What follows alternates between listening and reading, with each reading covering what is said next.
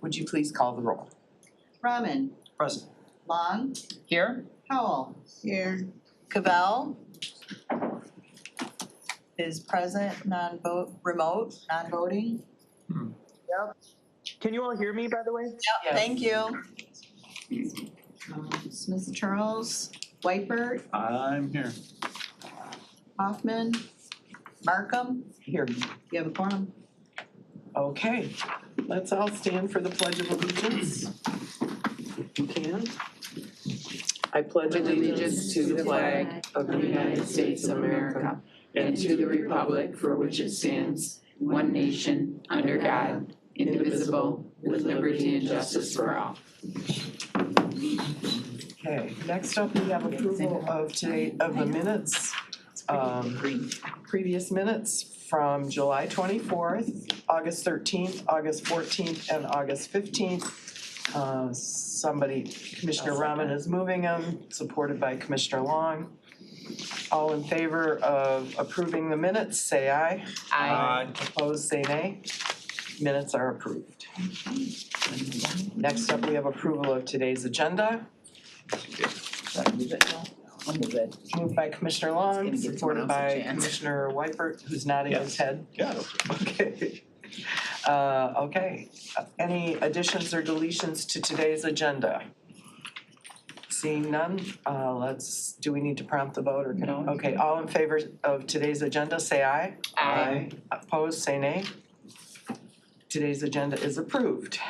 Next, we have public comment. Is there anybody in the room or online from the public who would like to address this committee at this time? Seeing no one, I will close the first public comment and we will move into communications. We have 3 communications: the 2024 third quarter master plan executive summary, the investment report third quarter 2024, and the delinquent tax revolving fund report third quarter 2024.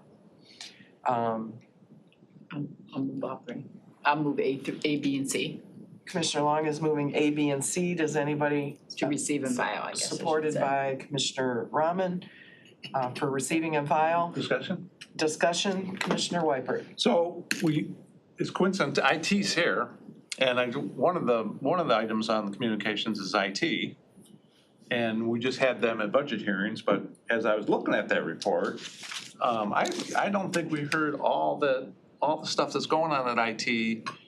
In the budget hearings, we didn't hear all this, so I was looking at this report, if IT could tell us, because I was looking, they have 196 ongoing projects. Printed it out too. Well, I did print. But I thought this would be really good, because I don't think we fleshed all this out at budget hearing. So could you give us a little summary of all, like at today's economic development, where we heard how facilities got the software from IT.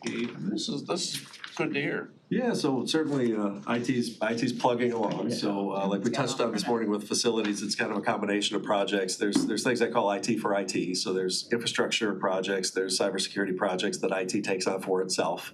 But the majority of the work is for the different departments. I guess we could dive into a little more detail on that.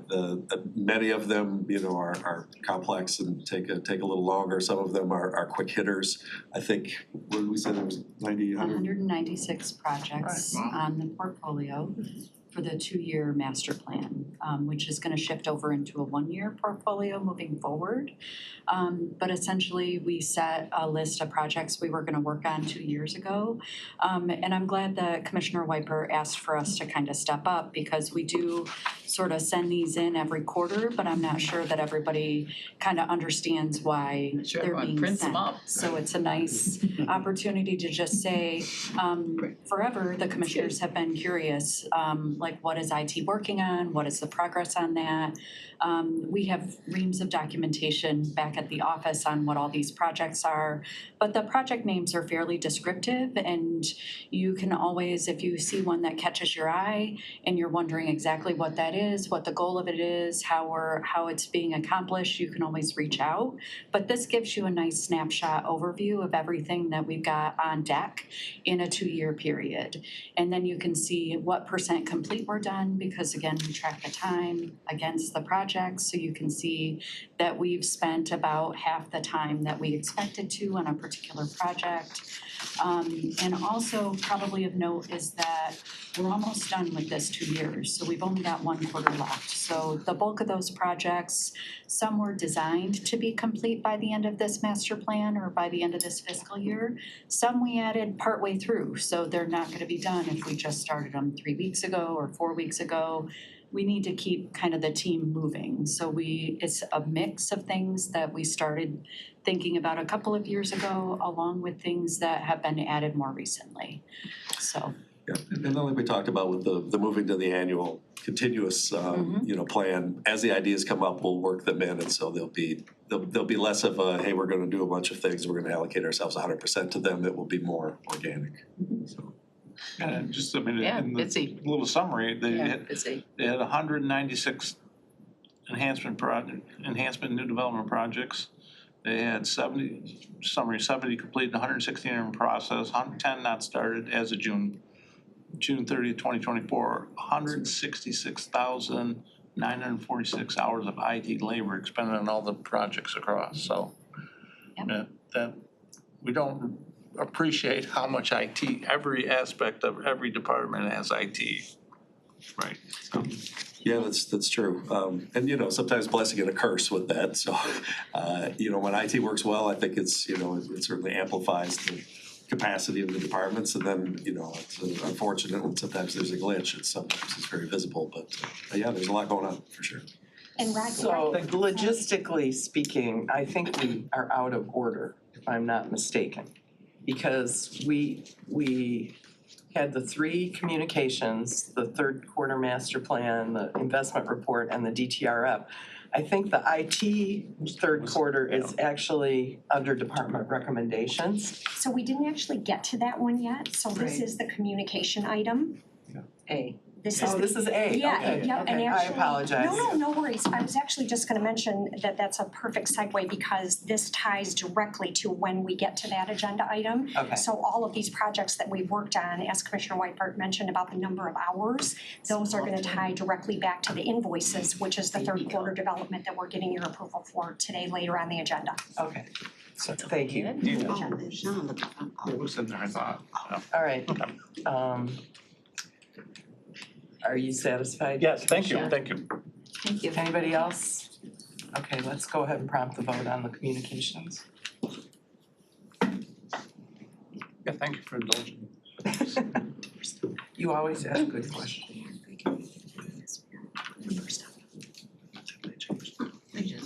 Hold on, oh. There you go.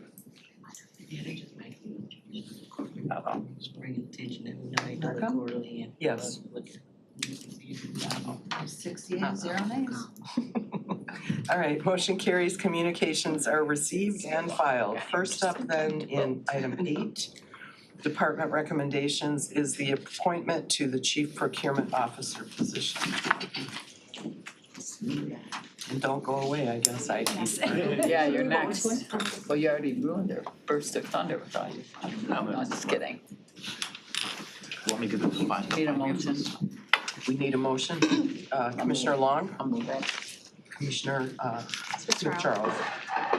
Smith Charles, we forgot you. Yeah, good morning. Good morning. Good morning, Madam Chair. I'm pleased to be in front of you here today to introduce you to Aaron Wagner, who is the county executive's appointed for the new position that's been created, the Chief Procurement Officer. And I'll just talk about the process for a second, and then we'll turn it over to Aaron to introduce himself to all of you. But Aaron comes to us from Wayne County. Aaron was part of a transformative change that took place down in Wayne County. He started down there in 2016 and did such a great job down there. He was promoted, I think it was the Deputy CFO, Chief Administrative Officer for Wayne County as well. We had over 11 applicants for this position. We called that list down and shortlisted it down to 5. And Aaron's background and experience at GM as well as JetBlue and Wayne County, he rose to the top of those applicants. So I'd like to introduce you to Aaron Wagner, your recommended appointment for Chief Procurement Officer. Good morning, everyone. Morning. First off, I want to thank you for this opportunity. I've spent the last 8 years working for Wayne County when the Evans administration took over. We were on the brink of bankruptcy. Through the work in MMB and through procurement, we've have been able to transform, not only the fiscal stability of the county to an A+ rating, but also, our procurement processes, procedures, bringing on new technologies, moving from a purchasing team to an actual procurement team where, we work with our stakeholders and understand what their needs are and have procurement agents that work with them, not just buyers who move transactions through. The portfolio of the $2 billion portfolio that the county has, procurement was responsible for about 1.2 billion of it, especially through the COVID timeframe. And so, thinking outside the box, going back to COVID, when that initially struck, some of the things that I did in reaching across the street to the city of Detroit and talking with Scott Guzzi, the predecessor of this role, trying to work together to leverage purchasing PPE for our employees, purchasing masks. We were able to pull off purchasing K&N masks for our sheriff's officers, for our health department workers, at a cheaper rate than the state was able to get them. We were able to get them in hand quicker, and we didn't put out any dollars as capital outlay until we received the shipment. So really leveraging those and having the relationships with other regional procurement directors, that was a crisis that no one in our lifetime had experienced. We were able to work together and really provide for the workers of Wayne County and the city of Detroit in those instances, and move on throughout the rest of that pandemic to make sure that we had a steady hand on of the $360 million of ARPA funds we received, that there was governance on when we went out to bid for those and to make sure we were within the requirements set forth by the federal government. Thank you. So I will open it up to the commissioners if you have any questions. Commissioner Smith-Charles. Yes, thank you, Mr. Wagner, for being willing to come across 8 Mile and consider bringing your talents here. I was concerned when you were a year in New York that maybe our Michigan weather might be off-putting, but it looks like you've been here before. Yes. With Campbell Ewald and GM.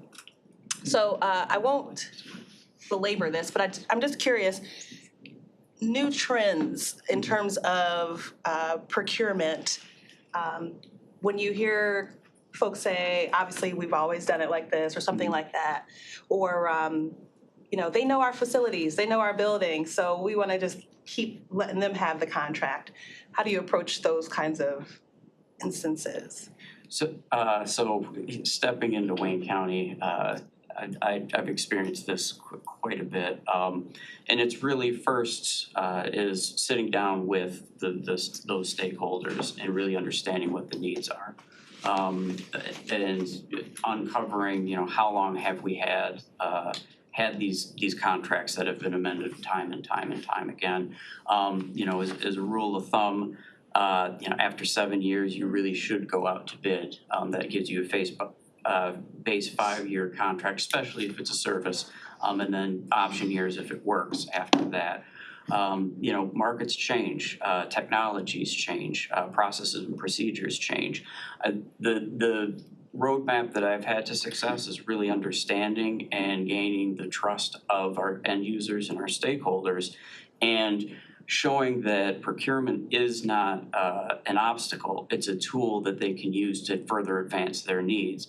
You know, if you're working for General Motors and you're procuring something, you want to get the best price because that gives the company an overall profit. In public procurement, you want to get the best price because then you can provide more services to your constituents. And so it's really having that understanding and really embedding your procurement agents on, hey, you know, one of our more difficult clients that we've had historically has been our Department of Public Services. They've had long-term contracts. They liked doing things the way that they did. There was, I won't say obstructionist, but they were definitely very defensive about moving things. You know, we worked with them, gained their trust, to the point that the procurement agent sits in the weekly meetings, so he's completely aware of what new activities are coming on and can help them plan. You know, bringing examples of other solicitations that exist so people can really build the best scope of work, and just, you know, helping, I think it's really just understanding what the needs of those particular clients are, and as I said, gaining their trust. Thank you. That's all I had. Thank you. Anyone else? Commissioner Rahman. Thank you, Madam Chair. Good morning, Mr. Wagner. Thank you for being here. We certainly appreciate you stepping up and wanting to take on this role. My question is a little bit more global and not necessarily for the candidate himself, but really more for the process and just understanding, you know, I was one of the lone votes that, you know, wasn't a huge fan of this being an appointed position, you know, and I know obviously this will be the first appointed position and will be the last appointed position. I guess my challenge as a commissioner is, you know, as I read through this, I know Executive Coulter said this is my recommendation, we've got a resume, it's all great. But it's hard for me, for any candidate, and this is not against Mr. Wagner for or against, but it's just hard for me to say, yes, this is our person, without really knowing all the steps in the process, right? And you could be the greatest person, and I wish you nothing but success.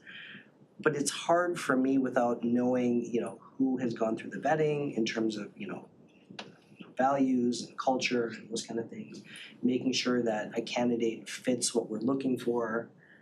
I trust that those things are happening, but being newer to the process and just frankly out of transparency, just to know, hey, look, you know, we've interviewed 5 candidates, maybe this is the rubric for what happened, or if there's a way to tie us into the process up to this point, just so it's not, hey, look, we've done all the work, we're presenting it to you on a platter, we need your seal of approval. Yeah. And again, it's not for or against Mr. Wagner, so please understand, you know, I appreciate you as a candidate and your resume looks great. It's a process question, and this really goes to separate but equal branches of government. And our job is to go through the interview process. Our job is to make sure that we are taking our 7 strategic objectives and goals of the administration and weaving those into questions and going through the process. I feel very confident of this, the process that we went through, that we did that through Q&A. There was 2 interview processes that took place. Brian was on both of them, so was April Lynch. So this is a senior post in the administration, so very important. But it is crossing, your job here as the commissioners is to take our recommendation, either up or down, right? I'm strongly recommending up, but it's up or down. And your process isn't to get to hire the individual. That's our job. Sure. So even if there is a down vote sometime in the future, it isn't as if you get to pick who the individual is, then we go back to the process and then bring somebody else. But I wanna assure you that the goals of the Coulter administration are weaved into the interview process, not just this one, but all of the interviews that we do and that come in front of the board. So, And the process you mentioned, so I know you mentioned Brian was there, April was there, so we have, just so I understand yeah, kind of who is involved in that was there a screening. third interviewer on the first round, or was No, it it's just you and it's- April? It's April and myself, but first of all, we first worked with HR to Mhm. essentially make sure that the job description and what's being sent out is really current. And also modifying the job description from being just purchasing to the procurement process. As Sean had mentioned in terms of weaving in the other goals, those are the type of the first set of questions for the first 11 candidates in terms of what their experience. Then to drill down even further was another set of questions that we had developed, the three of us, to make sure that, okay, how are we gonna do this? Scheduled 5 interviews, and then we had a conversation, so, okay, who's gonna continue? Actually, there's 4 on the panel. Harry Weaver, our Oh, yes, diversity, yes, equity, yes. and inclusion officer, as well On the as second April. round. And the second round, On the second sorry. round, yes, Yes. so, yeah, so April and I were working on the first round, the 4 of us were on the second round. Yeah. And the other thing though too is, and even on situations like DEI, for the county is really give us examples of how you increase vendor participation from a DEI perspective. Should give us examples of how you've done that, or give us what were your challenges. So those are the type of things that we're trying to meet with the county's executive goals. And then if there was any examples that they could provide to us. And so we were really looking at, okay, can you hit the ground running is really what we're looking for from that perspective. Okay, I appreciate it, thank you. Oh, sure, Yeah. appreciate you Thank you asking. for the question. Commissioner, And Sean's got a background in procurement, I mean, that's your, Oh, yeah. yes. It's his past life. Scars to Yeah. show it. So, Past life, yeah, right? yeah. Very comfortable and confident with Aaron Wagner that he represents where we're driving to. Some transformation needs to take place, and he's the right guy to help us get that done. He won't be alone. Brian and I will certainly be there, and the rest of the administration, but there's some work that needs to be done. There's an opportunity for us to stretch our dollars farther here in the county. and I think we've had that discussion between the executive branch and us in this meeting about why this position has been created. Because the needs are greater at this point in time in terms of what we're trying to do and be more holistic in our approach, so. There needs to be more active participation by our procurement agents in regards to negotiating as well. Not every procurement lends itself to a negotiation, but there's a lot of dollars that are being expended in various departments. And I heard it here earlier about incumbents sometimes staying, and there's nothing wrong with incumbents that do a good job. But these are tax dollars, and we are stewards of taxpayers, and it's our job to make sure that we're getting the best price tag for government. So.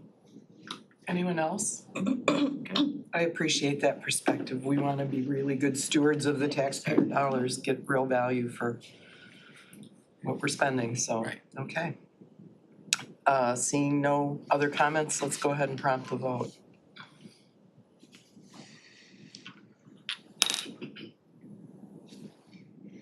Markham?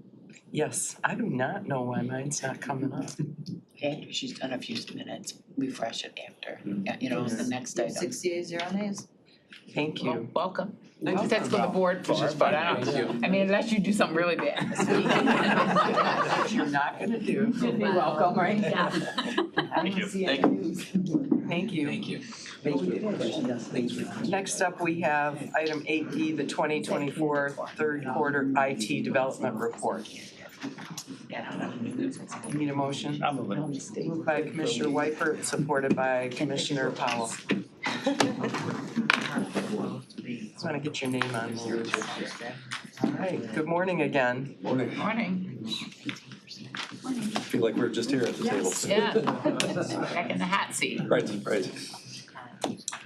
What is the difference? So just to pick up on where we left off, I think, so this is our normal quarterly transfer. So I brought more of the team in case we want to take a deeper dive into what exactly that the background of this is, but essentially, going back to what we talked about, the work that IT has done, this is mostly authorizing the dollars to move to cover the labor for the work that has happened in the past quarter. Sounds good. Did we get a motion for this? Did you get one? Yeah, Okay, we have a sorry, motion. I missed it. Talking to someone. So does anybody have any questions or comments for IT on this report? Commissioner Smith Charles?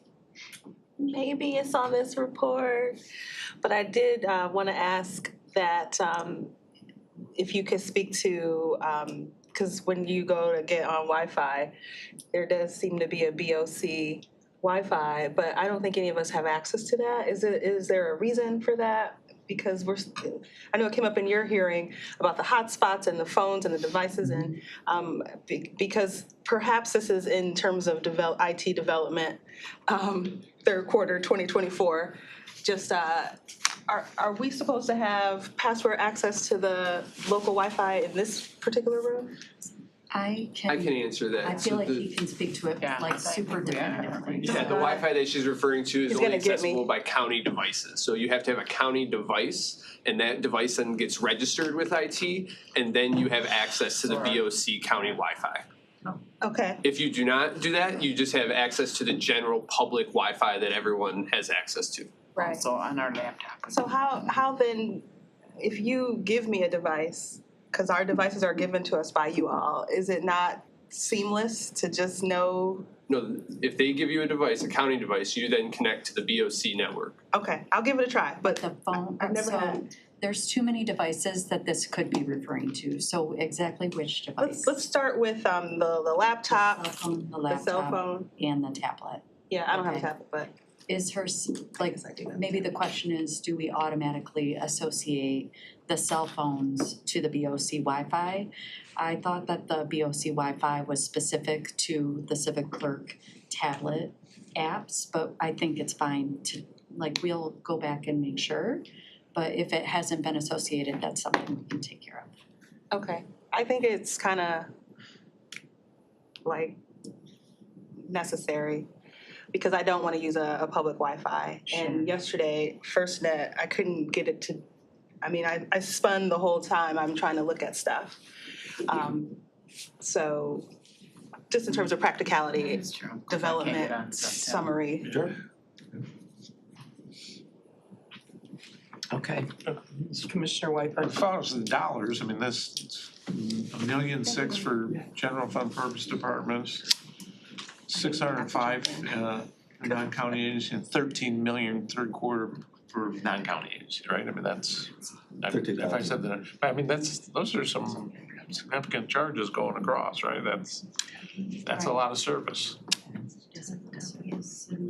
I did ask Rod for the opportunity, just to make sure you all understand why this is a resolution. I think it says in the budget amendment or in the memo that M&P puts the money, or fiscal services has the money sitting in a separate, I call it a bucket. They put it in a separate bucket. The departmental budgets are actually at the beginning of the fiscal year, they're set to 0 on purpose. And this is actually a budget amendment to the departmental budgets, which is why it's coming to you, is that every quarter we bring this bill or these charges for services in, right? Which is an allocation of the expenses from IT out to the county departments. So this is amending those budgets to actually place exactly the amount into the departmental budgets that the IT bill is going to come and grab. So that we don't want to budget ahead of time, because sometimes the department will call the service center 50 times and sometimes they'll call 2, and we don't need to be moving money around to guess how much service somebody needs. So this really is the exercise of setting the departmental budgets, taking the money out of the big bucket that M&B has set aside, putting it into the departmental budgets so that IT can then go grab that and put it in our revenue line item.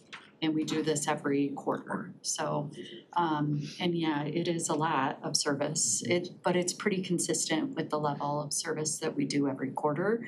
So this is a little bit of an operational exercise, but I did wanna maybe highlight that It's not getting extra money, it's not more money, it's money planned that needs to operationally be moved into the departmental budgets. So that is why it's here, is because it's that budget amendment in all the departmental budgets, so. And that's the department budget, the 13 million for non-county agencies. I think it's 13,000. Yeah, for 2,000. I mean, 13,000, yeah. That's some work that we did Sorry, for Livonia, Northville, Canton, Yeah, some outgoing agencies. like Romulus Fire, where. Yeah, sorry, 13,000. Okay, yeah, well, 13 million would have been something to Yeah, really 13 wonder million, about, you 13 know? million is not the real number. Anybody else have any questions? Make the screen bigger. Commissioner Cavell, you have any questions for IT? Yes, was that Tammy's explanation? Was that Sorry? Tammy? Is that what you said? You didn't come through clearly. Oh, Tammy giving that explanation? Did Tammy give that explanation? Yes, she did. Yes, I did. This is Tammy Shepherd, ITBRM. Great explanation. My question is, when we look at the third quarter, we have one line item in red and you have two line items highlighted. So I'd love to learn more about that breakdown, because if I'm reading. Excuse me. You're breaking up. Can you hear me better now? Yes. Breaks up though. So this it indicates that it's a Transfer. Maybe dial in. This is a fiscal Sorry. So this is like accounting This is, kind of yeah. rules where because it's a transfer, it's actually like a subtraction from that fund, so they have it be red. It's not indicating like a negative number in the funds, it's, so I keep trying to turn like I'm gonna look at it, sorry. It's just showing that that's a minus instead of a plus. And then you asked about the highlight, Charlie, Commissioner Cavell? Yeah. Yeah, no, that was, yeah. Yeah, all right, you gotta come, sorry, Charlie. Just the red, I don't see it. Several pages later, that's just indicating like a total for you, I believe, of all of the lines above it. Yeah, The so that's the non-governmental direct The charge total. subtotal for, there's one for governmental and one for non-governmental. And the two equate to the total of the 2 million. Okay, well, this might be too in the weeds, but I don't understand the difference between the governmental and non-governmental, because. Okay. So the non-governmental are all of the proprietary funds, like WRC's, 2% water reserve, BFM proprietary fund, airport, and several other proprietary funds. When IT charges those, the revenue goes into the non-governmental. And then the direct is the general fund departments. So HR, fiscal, All of us, all the other BOC. ones. Does that Got you. answer your question? Yeah, then this might be an unhelpful question / request, but because we're in Q3, when we look at the last page, or perhaps in other documents about this report, to see how on pace we are with, because, We're not picking your up. Go ahead. See, so look at like. So I think I can try to answer that one, so that ties back to the communication item. So every project that we're working on and how far along are included in that communication item for the quarterly report. Okay, So all that Commissioner detail. Cavell, did you hear that? The communication item for IT on this agenda has all that information. And if you need more, let us know. Okay. More detail than that. That's at a micro level, but we can next time prepare to say like how far through It's on the there, budget. percent complete, because I think he was asking how far through. Yeah, okay. Yeah, but if you need more detail, We're gonna go ahead and prompt the vote. Okay, let me see if I can go to see this. Just curiosity to see. Just I get what looking for, because I wanted to send the stuff on your phone. Smith Charles? Yes. We should be able to. 6 yeas, 0 nays. Okay. OC gas. Motion carries. Thank you very much. Good to see you all. Thank you. You as well. Have a good day. All right, next item is item 8C, Board of Commissioners item, purchase and installation of a fence at the United Methodist Church in Novi for the Novi Co-op Preschool Nonprofit, 501c3. Moved by Commissioner Rahman. Move it, I can You can move it. And supported by Commissioner Smith Charles. OC. I evidently am Yes, the yeah. person because I don't see somebody from the church today. I was on the phone last night and the person who was gonna be here had some surgery yesterday and was not feeling well last night, so I'm not surprised they're not here, but I can talk about it. So this church in Novi has had a preschool as part of their facility for 25 years. As long as I've lived in Novi, they've had this preschool. The church itself has opened up to a second preschool, which is, it's a Montessori school. One of them is a co-op preschool, the other is a Montessori school. For that school to open up and be ready to go, they've done everything except that they need a fence. The old co-op, it was not the law at the time. And so there is no fence on the playground, but to get the second preschool approved, they need to have a fence. And the fence is $13,000. They've had estimates. They've worked with the different folks to get that. And if we approve this project, they will go ahead and install the fence and that second preschool can open up. And this fits our overall goals of supporting the establishment of more childcare facilities in all of our communities. And you can imagine a small little preschool and a church, all of a sudden to be told you need $13,000 more for a fence was really difficult for them. So they came to me and asked me if I could help, and I talked it over with our staff, and since it does fit our goals, I feel a little guilty asking for it just because I'm chair of this committee, you know? But I haven't asked for stuff much in the past. So I do feel it's a really valid use of our funding. We need to get these preschool, Mike was just talking about it, the preschool he goes, drops his kid off is very expensive. They're hard to find still, so. Anyway, that is the proposal. If Commissioner anybody has Markham, any- if I could just add to, in terms of our strategy with special projects and having, you know, contributions from the other organizations, the Right. church is obviously giving an in-kind donation of the space.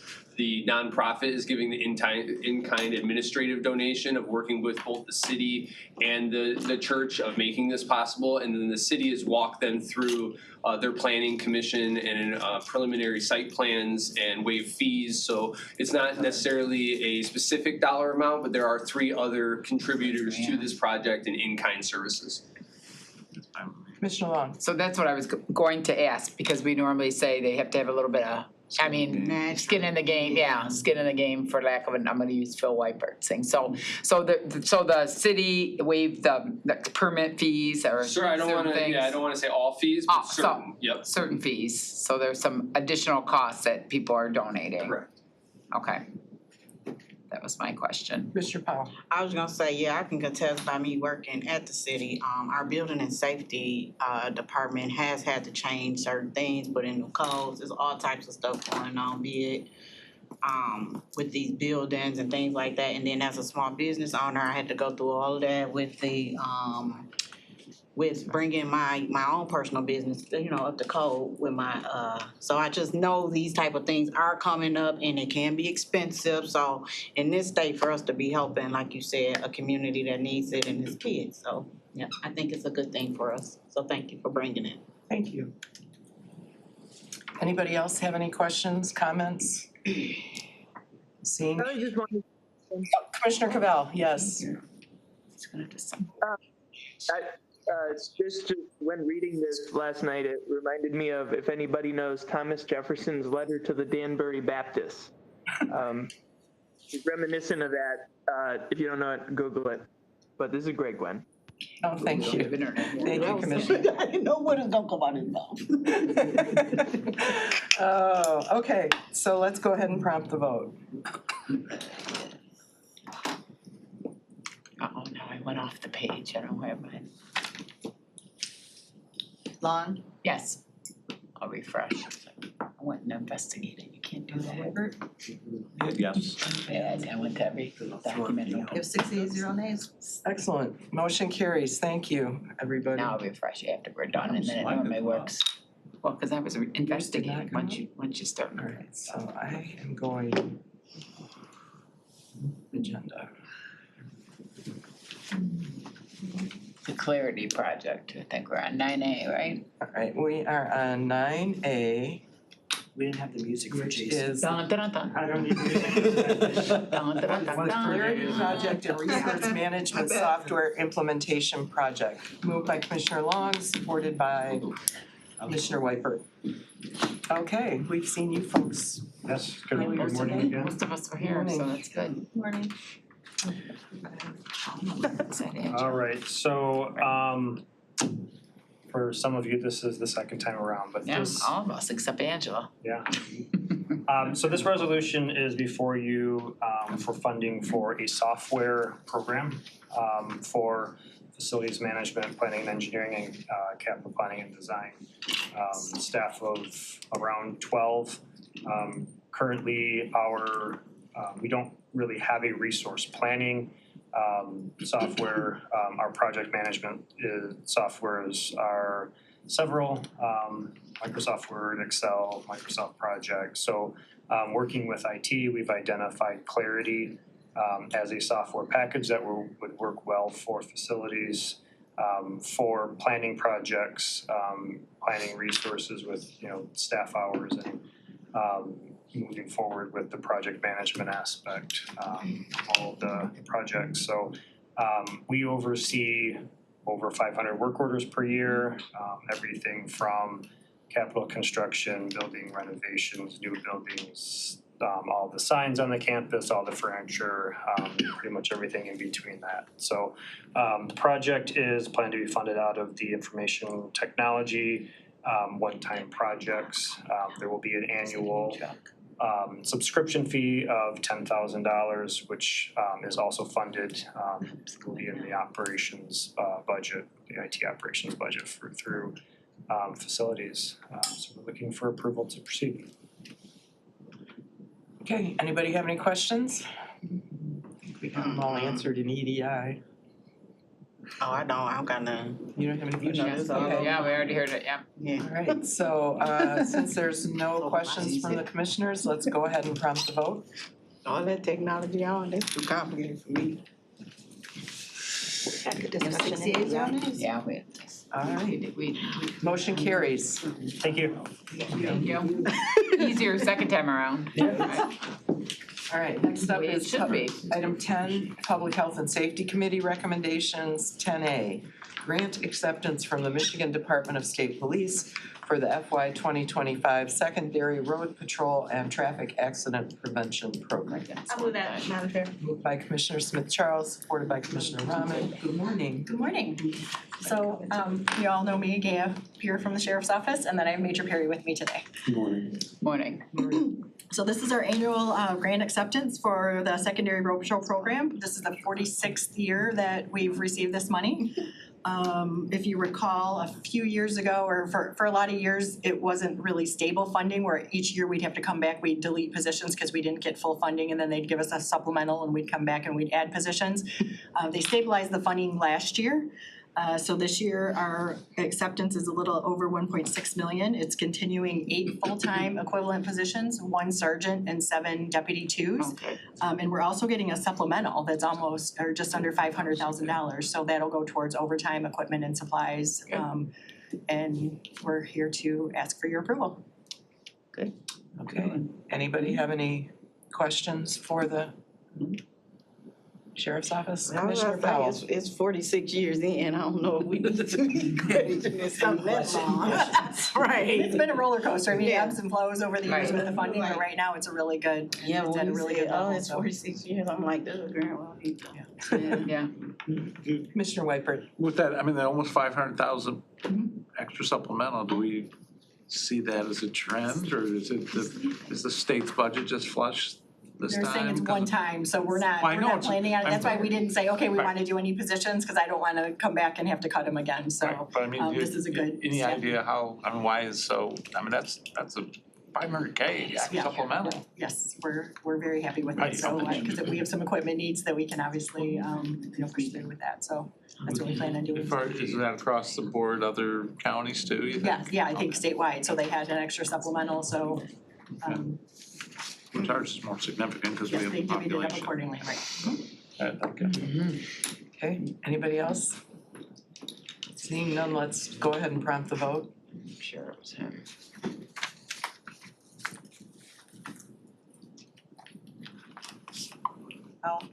Yes. We have 6 yeas, 0 nays.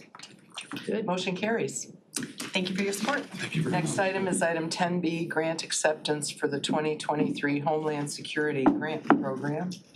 Moved by Commissioner Smith Charles, supported by Commissioner Long. I see Mr. Hardesty up there.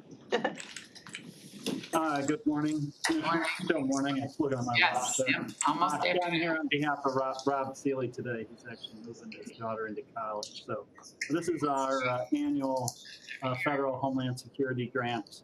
This grant funds 2 positions in our office that, in addition to managing the grant, work on projects and items that are required for us to be eligible for this funding, as well as 2 analysts that are hired by the Sheriff's Office. It also funds the active assailant training that is done countywide each year with all the law enforcement agencies and a number of projects based on need with police, fire, and other first responders around the county. The award for 23 is $792,675, which is a little over $1,400 more than last year. So nearly so we're looking for grant acceptance for this. Good. Okay. I'll open it up to the commission. Anybody have any questions for Mr. Hardesty? I'm good. Everybody's shaking their head no, like they don't have any questions, so. Yep. Let's go ahead and prompt the vote. Yeah, we do have. Okay, I didn't get it. Did you get it, you guys? Okay. We're voting. I'm not just Homeland Security. I know. It's good money, it's good money. Yeah, we didn't get Can you anything. cancel and prompt again? Cancel. I did a refresh too on the last one. How about now? Did you Let's guys do an get yours? old-fashioned voice vote. Yeah, I'm gonna refresh. Get a refund from this company. They said they're in, trying to give us money back. No, For what you said last week. 676 Melvin. Ramen, Yes. Long, Yes. Howell, Yes. Smith Charles, Yes. Whitebird, Yes. Markham. Yes, You have 6 yeas, 0 nays. motion carries. Thank you. All set. Oh, it Came up, popped just up. popped up. I'm voting yes. Oh, mine didn't pop up. Can we vote twice? All right, thanks, Mr. Hardesty. Set current. I'm gonna do. You have a good day. Next one in minutes. Right here. All right, Testing. yeah, next item. Ooh. It's not letting me go back to my agenda. Yeah, There we go. Oh, I guess I'm stuck on a vote. Oh, I'll save it. okay, we'll keep going. Next item is 11, Legislative Oh, here, Affairs and mine's on Government the, Operations Committee recommendations. Item 11A is the FY 2025 salary recommendations for non-represented employees. I'll move it. Moved by Commissioner Whiteford, supported by Commissioner Smith Charles. Hi, good morning. Morning. In front of you and approved by Legislative Affairs and Government Operations yesterday was the county executive's recommendation for a 2.4% general salary increase for all non-represented employees, which includes appointed officials, part-time and hourly classes, students, summers, and seasonals. which would be effective on September 21st. Can I stop you there? And would you please introduce Oh, yourself? I'm sorry, I'm Heather Mason, I'm the Manager of Human Resources over Compensation, Benefits, and Retirement. Okay, good, thank you. Not included in this recommendation, because the county executive does not make recommendation for this, will be a general salary increase for the next Board of Commissioners term of office, the judges of the circuit, district, and probate courts, which are at the maximum allowed by state mandate, the other elected officials, and the road commission members. An item for the county commissioners and the other elected officials will be coming before you at a later date. Got it. Commissioner Powell. I looked at the 10-year map, right, and this is for my veterans to educate the rookie here. So overall, and it's just how we decide this, so the executive give us a recommendation and then we are to approve it. And I've seen over the years, it was like 1%, 2%, then we went up to 8 in 2000, we came down. So this is not something, and the only reason I'm asking is because staff, we had some confusion with some staff calls I received. This is not something that is just an automatic guarantee that they will get a raise every year, am I correct? That they will, it's not guaranteed. No, because there was years I think that we didn't give any. It's not, okay, so this is just something that is great that we're able to do, be able to give a increase annually for our workers, correct? Yes, Okay. absolutely. And Thank you.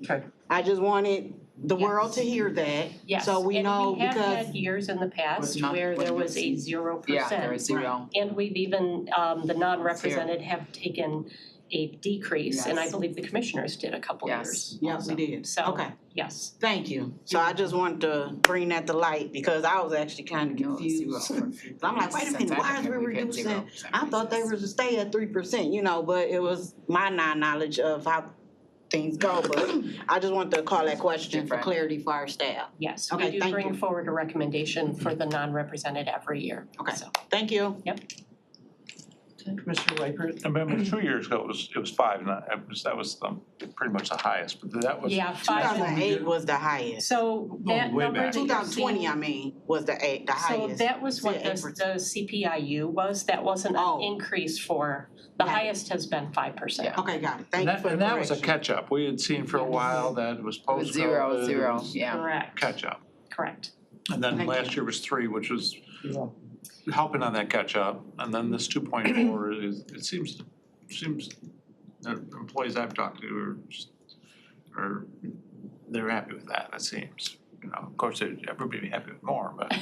Yeah, and just for clarity, it wasn't. They're not shocked at 2.4. They're saying, Right, and just for clarity, it wasn't no disgruntled employees, it was just more of a fact of clarification on what they get annually. And understanding that that's not guaranteed. I didn't know that. The only time that an increase would be guaranteed is for the collective bargaining, because they bargain for multiple years at a time. Thank you so much. Anybody else? It just, out of curiosity, I mean, there was a little pattern with a lot of unions being created. Yes. How many employees now are merit system versus represented, non-represented? I mean, I would have to. did it change a lot in the last 2 years? 'Cause It has, I More believe, in the represented, UAW, and you may not know, I believe it's upwards of 1,000. So yesterday, the UAW had another 100 for the front of the court added, so it Yeah, went so from we're 900 to 1,000. That was yesterday's committee meeting. Okay. And then as it relates to more, I wanna say it's like in the 3,000s out of the 4,500, so I can really get to that table. There's a table that's 3,000. disclosed in offering documents, and it actually shows a summary of when even the contracts expire in terms of negotiations. And then the last thing, the 2.4 came from the county's economic outlook that was presented. And so it's page 17, third paragraph on the right-hand side, it's focused on the Detroit area CPI versus a national basket, given the fact that we're in this metro area. And that's using the U of M economist. And that's where okay. that's where That's where you got it. fiscal, and that 2.4 is already built in the budget book that was presented to you on July 1st. Thank you. You're welcome. Very good. Anybody else? Commissioner Rahman? I apologize, I don't know if Commissioner Wypert just asked this, I missed his question, but were you asking about represented? Represent, non-represented. And what was, what's, do we have a percent? I'm just curious how the 2.4 compares to them, or I don't know if you. Oh, as to what the I'm just curious what if the represented if there even is like a baseline, and I'm sure there's all sorts of different contracts and. Are you asking about the number of employees No, or the percent, increases? the percent, the 2.4% not represented versus the X percent represented. Okay, so of our all of our unions that we have, currently the UAW and the prosecutors and investigators are in negotiations, so they do not have a set contract for 25. Of the remaining 1, 2, 3, 4, 5, 6, 7. All of them have a Me Too, which means they would get the non-represented, with the exception of the Sheriff's Command, which has a 3% or Me Too, so they would be getting a 3%. Which, by the way, is built into the budget. Yes. Did he hear that? So I have a question about us. We're moving to 4-year terms, and there's something, I don't remember exactly where, but something that says we can't vote on our own raises. Yes. So does that mean if we vote on a raise, Oh, say yeah. at the end of this year for next year, You have to vote for all 4 years at once, yes. It's in the statute that the You guys Board of gotta Commissioners Think of that then. vote for the next term of office. Oh, And that's the a difference. next term of office is 4 years. Previously, you would vote for 2 years at a time. right, so say we vote yes for a 2.4% raise for next year. You're stuck for 4 years. Do we get another 2.4% raise the following year, or do we just stay at that Set an salary? amount for each year. Say that again? You will set an amount for each year. So then you could say 3% for the next 2% the first year, 2% second year, 2% third year, 2% fourth year. And we would be voting on that. For 4 years. For all 4 It years. is We would different. not be expected to come back next year and vote Correct. again. Correct. I just wanna make sure, I mean, call it selfish, but I wanna make sure that we are properly compensated for our jobs. I don't wanna look out, 4 years from now and not have had a raise, cause that's not fair Right. to us, right? It's not like we're making bazillions of dollars in these jobs anyway, so I just wanna make sure there's a way for us to be properly compensated over the next 4 years. 2 years you can kind of absorb if you don't get a raise, but looking out 4 years when the economy's doing pretty good, I wanna make sure that there's a way for us to do that. So what you're gonna present to us, for us, will reflect that, is that correct? Well, we will not have any numbers in it. You will make, Lago will actually make a recommendation to Finance Committee. So, but it would be 4 years. Okay, Commissioner Rahman. Do we know, I know at some point we had discussed a compensation evaluation committee. I don't know if that's still on the table or at what point that. For us or? For us, oh. correct. So in that way, to your point, it's not necessarily us giving ourselves raises, but maybe a third party evaluating where we stand relative to peers and, Wayne County as an example, or, kind of the roles and responsibilities that we have compared to peers. So I guess that's my point, because I agree with you, I share your sentiment that it's kind of weird to give yourself a raise, as public elected officials. But at the same time, we do a lot of work and, to make sure that we are compensated appropriately. So I don't know how and when that process happens. Well, I know the caucus chair, our caucus chair was talking about it. You brought it up last time, and I went to running and talked to our chairman, and I know as soon as he get back, I think because we brought this conversation up, we know where he's at right now. Gwen, that's a great follow-up so that we can get that committee going, because he said, yes, that was what was gonna happen, so we can check into that, and we be prepared to have a discussion before the end of this year. Okay. So yes, all of that is in, we just waiting on him to get back. Thank you. And I know Gwen gonna stay on it now. All right. Catch your boy when he get back. My And I bad. take you forward. There is no controlling that person. And And Commissioner I am Markham, all if I could over just remind you, we'll go to Lago, so the Lago chair will have to deal with that. Well, I'm just saying from a finance standpoint right now. Yeah, so Just trying to Okay. mark. tentatively, it's set for the next Lago agenda, but the statute is that you just have to make that determination. The board has to vote on it and approve it before the general election in November. Oh. So you don't have to decide next month. Before the general before the election in general election in November, so November, we that have we to have are awarding the salary To the To next. the to next. the next Yes. board. Yes. Yes. So you only do, we don't have much time then, if you're gonna do a Yeah. study. Wait a minute, I thought it was to be voted just by our end of the year, by, I thought It by has to be, December. it has to be before the general election. so before November 5th. Correct. It's not much time. We gotta talk to him immediately. Okay. I'm on That's it. on your to-do list, Commissioners. Mike Well, look at, Keys. Oh, the Lago. Look at the bigger. Yes, Look at the larger counties, do a comparison. Say yes, Yes, thank you. absolutely. Okay. Yes, Chairwoman. Wayne. All right, any other questions on this particular agenda item? Slide by- No, the statute says November 1st, I can send you the statute, yeah. November first, so we have, Yes. Okay. 2 months. All right. Sorry, Okay. I just. All right. Okay, and I would before like we to prompt see a the vote, comparison. staff is gonna come around and just make sure that you're on the proper page, right? Staff. Commissioner Whitebird, we're gonna close out these 4 tabs here. And we're gonna just have the Can't one investigate, page no, open. Commissioner Can't Markham's got investigate it. anything, see? 4 Commissioner tabs. Powell, no, you don't need to refresh, I just need to be on one page, that's all. Yep, that's actually the best thing to do, and now we can prompt the vote. Yeah, but the problem This is your friend, correct. you do share. Supposed to research. Yes, please Oh, prompt I'm the sorry, vote. yeah, sorry. Well, we all know Mike's in charge. You're good down, Mike. Yeah, Oh, did you not get it though? I got it. I got it, I got it. but I was on one page. That time I didn't go off my page. But that's a problem, we should be able to go off, we should be able to Let's have get all the Commissioner tabs Rahman. open. Okay, That's because I Rahman. wasn't sitting next to him. Yeah. Right. Robin, Yes. yes. Oh, 6 yeas, 0 nays. Sorry. Okay, motion carries. Thanks. Thank you so much. Did you vote You wrong? didn't vote for Hoffman. No, Yeah, I did. it was 6 yeas, 0 nays. Yeah. Hoffman. Okay. All right, thank you very much. We have, Thank you for that your was our last explanations. item Thank you. here.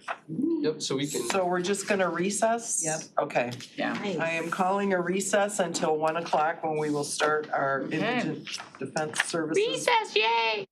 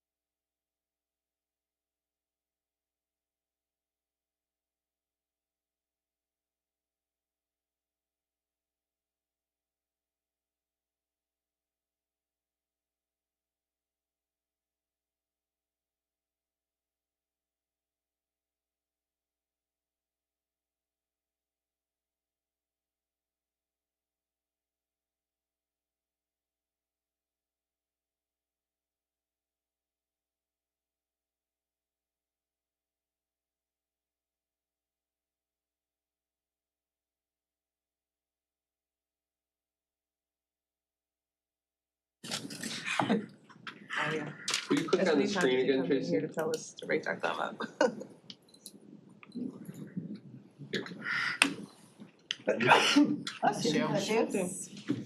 I always start with this slide, and I will always start with this slide for as long as I have this job. And the reason I do is to remind everyone that indigent defense is a constitutional duty of government. There are many things that we do in government because we're passionate about helping people, and that's why a lot of attorneys get into indigent defense work.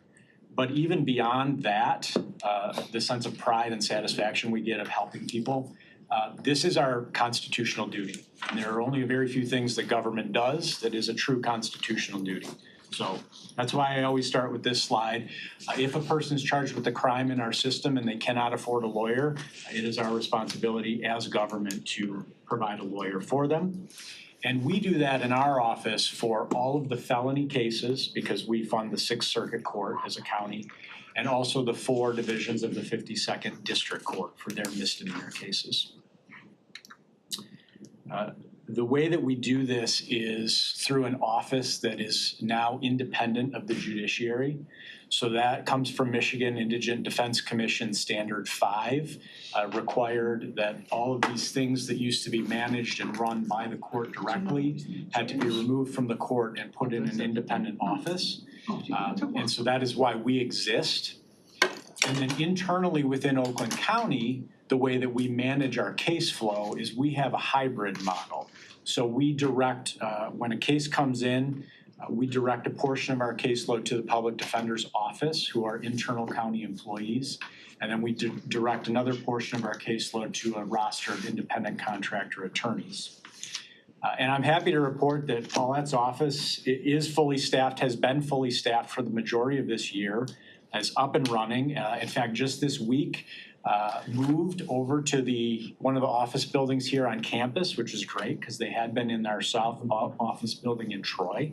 So it's great that they are now on campus and they can walk over to court instead of driving from Troy. And so our goal for FY25, we are creating some more positions, and our goal for our caseload in FY25 is to do an 85-15 split. So that means 15% of our caseload would go to the office, to our employees, and the other 85% would go to our roster. The next 4 slides I'll run through pretty quickly, but I just want to give you sort of an overview of what our active caseload looks like for our system. There's a lot of lines on this graph, I know that. The important lines to look at are those green and red lines at the top. These are the monthly felony case appointments that we make out of our office. That red bar is a standard deviation bar. And so you can see for the past 4 to 5 months, our green line of appointments has been above that standard deviation bar. That means we're getting a lot more cases in because we're coming out of COVID. And the next slide demonstrates that as well. This is the circuit courts. I just took the non-capital felony caseload. The capital is very similar. You can see the black and purple bars there. That's COVID, right? So that's a very low number of total dispositions of new case filings. And now you see where we are in 23, and I expect we'll be about the same or even higher in 24. What this tells me as someone who has to find attorneys for these cases is COVID was an artificial lull. We kind of already knew that, but now we have the data to show us that. And we really are returning to a pre-COVID normal where that caseload is starting to tick back up. Same sort of thing with our misdemeanor caseload. We assign an attorney to each criminal docket for each of our 10 district court judges. And they conduct multiple criminal dockets each week. So we talk about the felonies a lot, and they're super important, but misdemeanors really matter too, because they can seriously impact people's lives. And we have a lot of misdemeanor work that also goes on in our system. And this graph just shows you, again, consistent with the felony numbers, these numbers are coming back up. We're coming out of COVID. And then finally, we provide 3 attorneys every weekday and 1 attorney each weekend day to handle arraignments out of the Oakland County Jail. So that's to actually represent someone during their first appearance before a judge when their bond is getting set. Prior to our system existing, that never used to be a requirement before. So the very first time you went to see a judge or a magistrate, you had no lawyer standing with you. You were just there on your own. Now there are lawyers to represent people for all, it is kind of scary. I would be scared. I would be scared. Me too. So now we have lawyers at every arraignment, and the Oakland County Jail conducts approximately 1,200 arraignments every month. That's the monthly average. That's what we do. So then the question is, how do we pay for what we do? And that's the main reason, obviously, that we're here. Our department is very unique because it is primarily funded by state grant dollars. So we have a mix of a small, relatively small general fund contribution.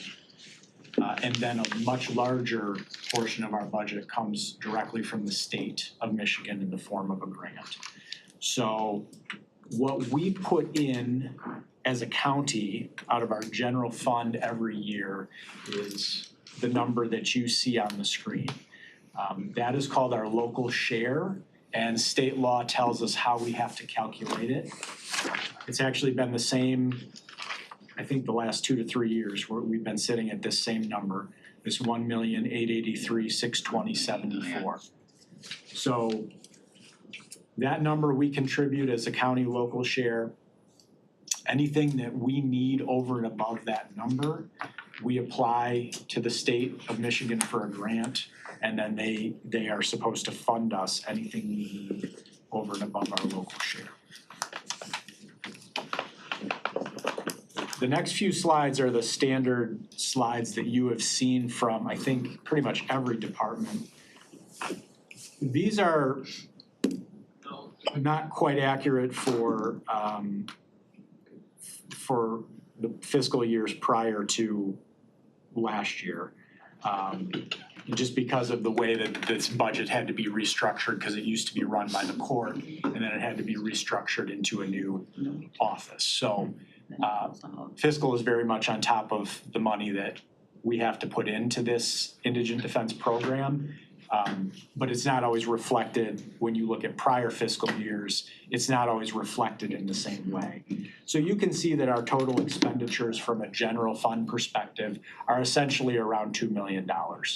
That accounts for our local share that we have to contribute. It accounts for 1 employee who is funded by the general fund. Her duties are considered to be supplanted under state grant rules, so that's why we can't get grant funds for her. And then just a small amount of internal support that goes along with that 1 employee.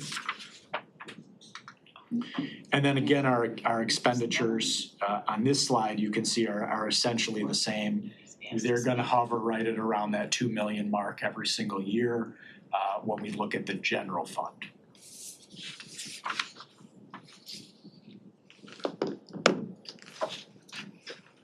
The good thing about our local share, and it's not on this slide, but I'll just say it, the good thing about our local share calculation for us is that it does not compound.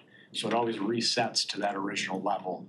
So we have essentially hit our maximum, and unless there was a change in state law, we can't ever go above that number. We submit annually a compliance plan and cost analysis. I think everyone on finance is very familiar because we were just here about a month ago where you accepted our FY25 grant. So that will be very familiar to you as a finance committee. And this is the number that we requested from the state, $20,477,069. That's the amount we requested. It's also the amount that the state approved and that this committee approved. So that number is accurate for FY25. And the 2 main components of our budget are funding of our internal employees, obviously, especially now that we have the Public Defender's Office. And so that costs us about $5 million. And then the funding for our independent contractor attorneys, but really over the last year, MIDC Standard 8 has totally changed the way that we pay them. Everything is paid hourly now. And so that's why this budget, in terms of attorney fees, has increased so much in comparison to prior fiscal years. These are the employees that our grant currently funds.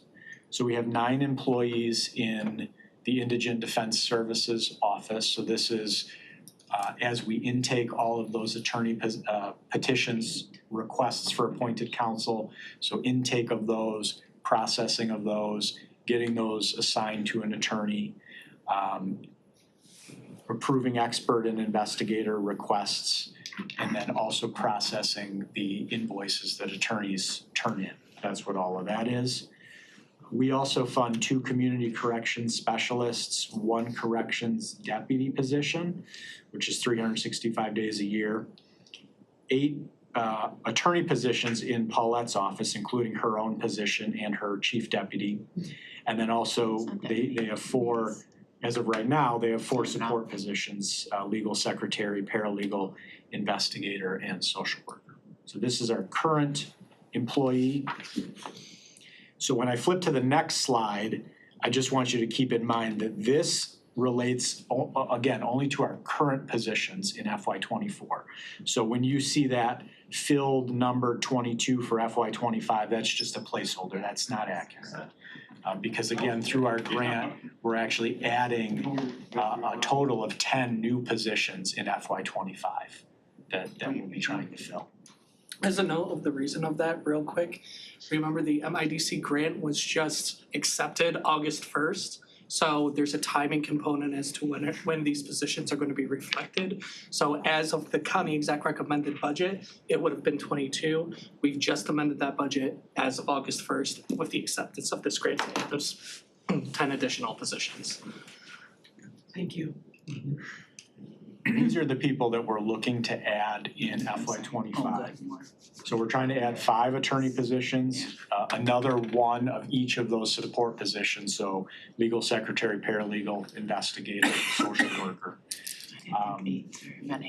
And then an attorney to manage some new standards that are coming down the pike this year in terms of managing attorney caseloads.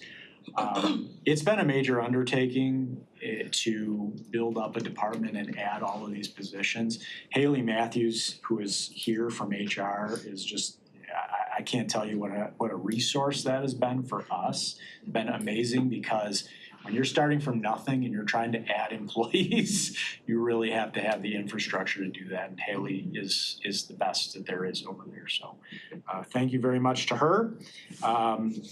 And actually, these attorney positions, although they cannot start until October 1st, because we can't start them until the new fiscal year, they are posted right now. Okay. So if any of you have any attorneys who want to be public defenders, link them to the Oakland County website, because these jobs are posted right now. And you know, one of the other things too that's so important in here and sometimes gets lost is those support positions. So I just want Paulette to talk a little bit about how having that social worker, having that investigator has really impacted that office. Yes, absolutely. So before MIDC, I was a roster attorney, and I always felt like I was behind the 8 ball compared to the prosecutor's office because they already had so many resources. They had social workers, they had investigators, and unfortunately, we didn't have that. So I didn't feel like the playing field was leveled. So now that we have a social worker and an investigator, I just picked out a couple of highlights that I think you would enjoy to see how the defendants are being treated now with the Public Defender's Office. So we have 1 social worker currently. One instance, we had an older gentleman we were representing. He was charged with an OWI, and he had had 2 strokes. As a condition of bond, the court placed him on daily alcohol testing. So that meant that every morning before 8 a.m., he had to make a phone call and listen for his color. If his color was called, he had to go in a certain time frame to test that day. Unfortunately, his memory was not great, and he continuously missed these call-ins. So the court was considering revoking his bond and actually putting him in jail. So our social worker tried to assist him in making those phone calls, but he just kept forgetting. So every single morning, my social worker, Miss Caleb, would call and listen for his color. And if his color was called, she would call his phone repeatedly until he'd answer and tell him, you need to go now, you need to go and test. He stopped having violations of bond, and he is still out in the public, did not lose his freedom. Another instance, she is really good at being able to locate mental health records. She knows who to contact to get those records, what releases need to be signed. And as defense attorneys, many times, if our client is guilty and we know that and we're preparing to enter a plea, we need to gather as much mitigation evidence that we can possibly find to get to the prosecutor to maybe get a plea reduction or a sentence offer, or to get it to the judge at the time of sentencing. So knowing someone's psychiatric history, 10, 15-year history is really important. And many times defendants forget where they were hospitalized or forget what doctors or treating practices they were going to. So our social worker has been able to find these records and get them to us. And our mitigation reports that we turn into the prosecutor's office and that we turn into judges usually they were 1 page. I turned in one last week that was 12.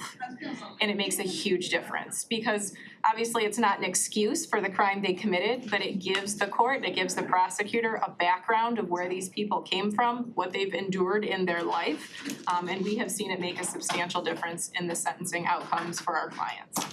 It really, that is what is called a holistic defense model. And it really should be the goal of any good public defender's office you're not just providing, I am your lawyer and I am only gonna do what the bare minimum the law requires me to do, right? It's providing all of those wraparound services, and as this office expands and gets more social workers and gets more investigators, they're gonna be able to do even more of that. So for our investigator, again, when I was a roster attorney, if I wanted to investigate something in a case, I was the one doing it. So most of the time, if I had to go into a bad area, my husband would drive me and I would be sneaking pictures out of the car window. But again, I didn't feel like the playing field was level because the prosecutor's office has their own investigators. So with our investigator, we have been able to do more in-depth investigations into our clients' defenses. He goes out himself, takes pictures, interviews witnesses, or has attorneys go with them as well. He's able to obtain evidence that was sometimes difficult. Sometimes you show up in a business suit and no one wants to talk to you. The investigator kind of has a commonality with the people that he's investigating. He builds rapport, he has a good relationship with them, and we have noticed that people are willing to give him information that they may not have been willing to give an attorney that came knocking on their door. We've also noticed that having this investigator, for a lot of our defendants, they have not had positive relationships with male role models. And he has kind of become the positive male role model in a lot of their lives. And it is really interesting what they tell him, but maybe they wouldn't have told me because he has that connection. And that only helps, again, with our mitigation reports and making sure that our clients understand exactly what is happening to them, understand their options, and make the best decision. So we have really seen an amazing change in what we're able to do for our clients with both of those positions filled. And, you know, this chart, I only put the attorney salary comparison on this chart, but I think that this holds true for support staff positions as well, like an like an investigator, like a social worker. You know, we definitely make sure that our salary rates are competitive within this state. Our attorneys have pay parity with the prosecutor's office. So if you're a senior assistant public defender, you're getting paid the same as a senior assistant prosecutor, same thing. You can see the chart up here of our minimums and maximums. We're right in line. You know, our maximum is actually the highest of the counties, and our minimum is right in line with, you know, Macomb, Kent. So I really feel like we've placed ourselves really well in the market. And of course, Oakland County as far as total benefits package goes, and I know that HR has been talking about that as well. I think we are well placed to get really good candidates. We're hopeful, knock on wood, that we can fill all of these new attorney positions next year. And a number of our current attorneys did come from other offices where pay wasn't as great, resources weren't as wonderful. So we already have some applications from other people who are applying from different counties, so. Not that we're trying to poach anyone, but No. Oakland County is the best county, so we're looking for the best people. Through used to work from my home county, so Right, we get it. right. These are the hourly fees that we pay to our roster attorneys. So again, we've been very intentional about making sure that the rate we pay in the tri-county area is a little bit above the minimum requirement, just because the cost of living is higher down here. We have also made sure that these are consistent with what Wayne and Macomb are paying, just so that, you know, we're not getting one of the three of us just paying ridiculously higher than the other. So those are our rates for our contractor attorneys. Paulette talked a little bit about the importance of investigation, but we also have a significant portion of our budget that deals with expert witnesses. So previously, if someone needed an expert witness in their case, they had to ask the court. The court always, of course, in the back of the court's mind, well, if I approve this, I have to find the money in my budget to pay for it, which is a hard thing to do. We have a dedicated funding source now through this grant where we have a lot of money that we can use to pay for expert witnesses and investigators, which is great. And that's been really interesting because before we would have the medical examiner's report that the prosecutor gave us. And we just were kind of like, okay, this is it, this is what we're dealing with. But with this use of experts, we've been able to get other medical examiners or other experts from around the United States to take a second look at things. And it makes a big difference. So again, leveling the playing field for sure. Yep. Commissioner White. I mean, I've, in the old days, I've been staying in court, I didn't do any kind of felony work, but you'd see the defense attorney begging the judge to approve some money for an expert. And then everyone knoes your trial strategy because you have And to they ask weren't always people. given that money. Right. And they weren't given it sometimes, so now it does make it even. Yeah. This just shows you our usage and how that's grown over the past couple fiscal years. So the green bar is experts, the chart on the left is the number of requests, the chart on the right is the dollars committed. So you can just see it going up and up and up as this resource. And a lot of this, I think, is due to two reasons. Number one is attorneys understanding, okay, I no longer have to go through this burdensome process that I used to, so it's easier for me to ask. And then also on the professional development side, a recognition that, no, I really do need to get an expert for some of these cases. I can't just phone it in and rely on what's being given to me. I need to do my own work to seek out an investigator or an expert. This is my last slide, so this is just an on the horizon. These are just projections, of course, but we really hope that by FY28, which is on the chart on the left is positions. We really hope that by FY28, we will be able to come and say, the Public Defender's Office is taking 40% of our caseload and they have a total staff of about, between 50 and 60 people.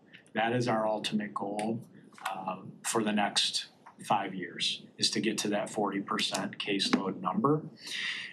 The chart on the right shows you what that means if you look at a per position cost. So how many attorneys or how many staff do we need in the Public Defender's Office versus how many roster attorneys do we have? And then it's based on a calculation of the average number of hours on each case.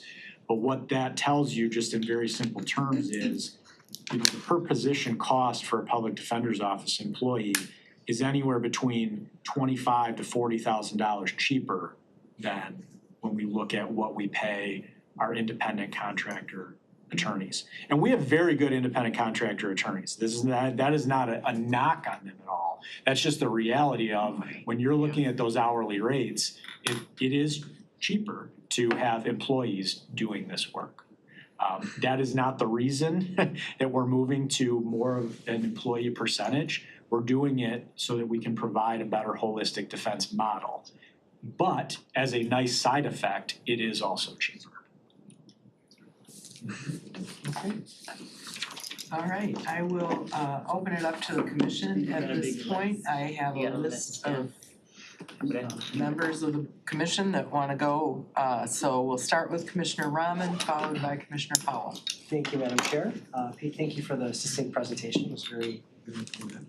A couple questions for you. One, with the local share, just doing some rough back of the napkin math, about 8-9% is roughly the local share relative to kind of what's coming from these companies.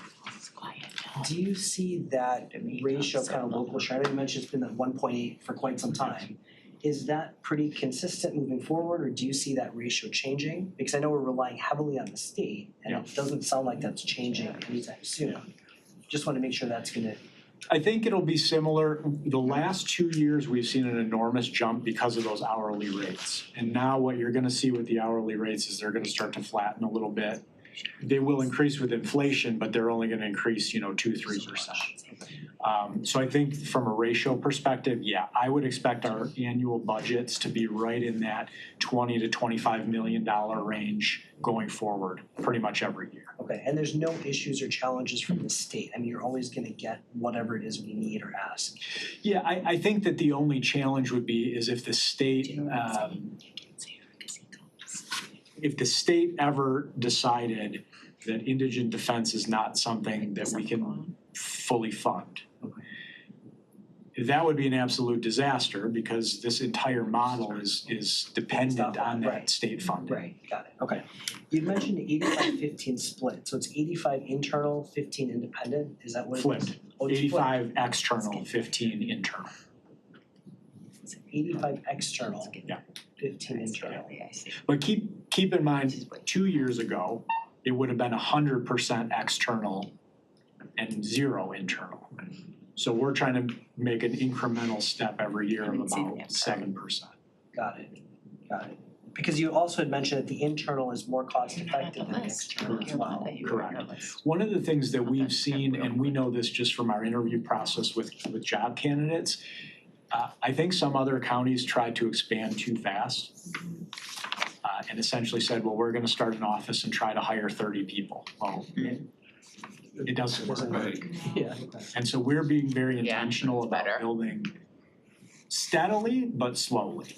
And what do you see your, I guess, steady state once you get there? Are you thinking ultimately to be all internal somewhere way down the road, or? I think within 10 years, the goal would be 60% internal, 40% external. Some of that has to do with space considerations because you have to have the building space to house that many employees. And of course, right now, all of that is being figured out and, in terms of the move to Pontiac and what's available here on the campus and that kind of thing. So I don't necessarily want to speak to that, but what I will say is you can never have a model, especially in a county as large as this, where you're at, I don't think you could ever really truly get to like an 80-90% internal. And the reason is because there's so many conflict cases that the office is conflicted out of, or there's co-defendants, or there's so many things. I think the sweet spot personally is either 50-50 or 60-40. So usually an office can't represent co-defendants, or if we represent a defendant one time, but then they become a victim, we obviously can't then represent the person that is the defendant in that case. So there's always, everywhere in the United States, there's always a list of attorneys that would take those conflict cases. Okay. And it's just very different. Yesterday, the prosecutor came and presented to us, and her story and her need was very different, right? Because she's funded largely by us versus the state. So I guess given that we have such a small piece of the pie, is there anything that you're looking for or need from us? Or it sounds like we're pretty happy with where we're at, if I'm understanding this correctly. I think that the reason that this was a statewide initiative is because the legislature knew that this could never get done unless it was statewide. Because if this didn't exist, systems would have been so stagnant that we would have now been coming to you. Really, it would have been the court, not us, because it wouldn't be an independent office, but it would be the court coming to you saying, we need $15 million to pay attorneys, right? And that would be terrible. Sure. And so, yeah, I think you're right. We really have no needs as far as the general fund goes. Perfect. Thank you, Madam Chair. Okay, Next we have, who did I say? Commissioner Powell, followed by Commissioner Cavell. So I think you answered this for me, last year, Minna. Non-capital and capital examples. Give me like, what is a capital, what is a non-capital, so I can remember that. Capital is anything where the statutory penalty is life, so murder, armed robbery. Okay, that's capital, Yes, anything capital. else is. Anything else is not capital. Okay, thank you. OWI, what does that mean? Operating while intoxicated. Okay, I couldn't remember the acronym. Okay, and then, I'm old, DWI. I wanted to know the representation that we do amongst the individuals y'all represent, right? Is there any way by the year, once y'all do an annual report, and if one could be provided by zip code so that we'll know how many in our district you all have served? Where they live or what? It'll be just whatever their permanent address is. Can we get that by zip code? I just wanna see how and who and what districts and where these people are coming from that we're representing. Even if it's people outside, y'all just put other for them, but more so. I think the difficulty with that would be, it would be very easy for us to do it by court. So like, for example, I could say 50th District Court, Pontiac, these are the numbers. Yeah. What I don't know is how many of those people live in Pontiac. That would be The crime is in Pontiac, so that's gonna be. So don't scratch that data. Okay, but it can be done by court if you Court. want it, we It's can in do court. it, it just wouldn't. I don't know about that. Let me think on that. But then what I do wanna know is, You get caught. among the indigent defense team, diversity counts. Yeah. I wanna know our diversity counts among the attorneys and y'all representation of staff, just to Sure. see just what it is. Now, I understand, well, this is just a standard question, HR, everybody know I ask this, because our diversity count is declining here and it's concerning for me as a minority. However, I just wanna know, just for fair, because I'm excited about you came to us, I remember, we was at ground zero, so I'm loving what you're doing. I just wanna see how the diversity is just coming out of this department. And I think HR can certainly assist in getting us that. Okay. I will say that one of the comments that you already heard from Paulette today is how having an investigator, and this would apply to an attorney as well, but when you have an investigator that may have a similar lived experience to a person, he is able to connect more with that client than someone else. So we see that right now, right? So we know that's important. And it's the same thing with me as a commissioner. Yeah. You know, sometimes we gotta lean on other community members to get to other community members for us. So I understand it. But I'm just big on I'm really concerned about our diversity count overall. And I know that our team is trying to do everything in that, even with our HR, I've been in contact with them. So I'm okay, but I just wanted to know, because your team is growing and I'm excited about that. And it's always good to know that you are serving our people and doing justice for them. So thank you. Diversity has been very important in our interview process because, defendants. And I understand too the climate of hire. I do, but I just love to keep up with that. Absolutely, it is Thank important. you, thank you, Chair. Thank you. Commissioner Cavell, who is virtual. And we have about 5 minutes left, so. Any questions? Just so you know, and I have a comment I wanna make too, so. Are you there, Mr. Cavell? Okay. Can't hear him. What was that? You're not coming through very clear. Yeah, can you hear me? Oh, it's cutting in and out. You're breaking up. Couldn't hear it before though. Hear me better now? Yes. Yes.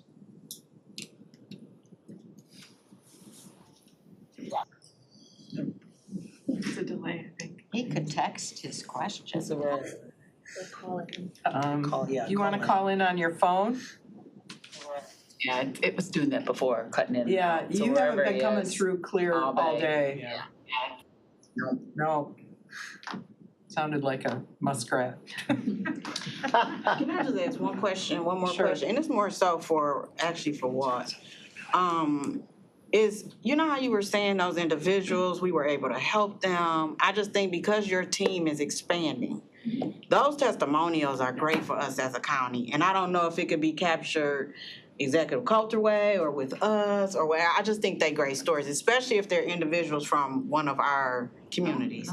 But if eventually, I don't know how that work, even our team, y'all hear me, I'm just interested in getting real testimonials for us of our departments doing great work. So, Perfect, yeah, we can definitely work on that. And I just wanna say, you know, this is new, it's only been a couple of years that you've been doing this.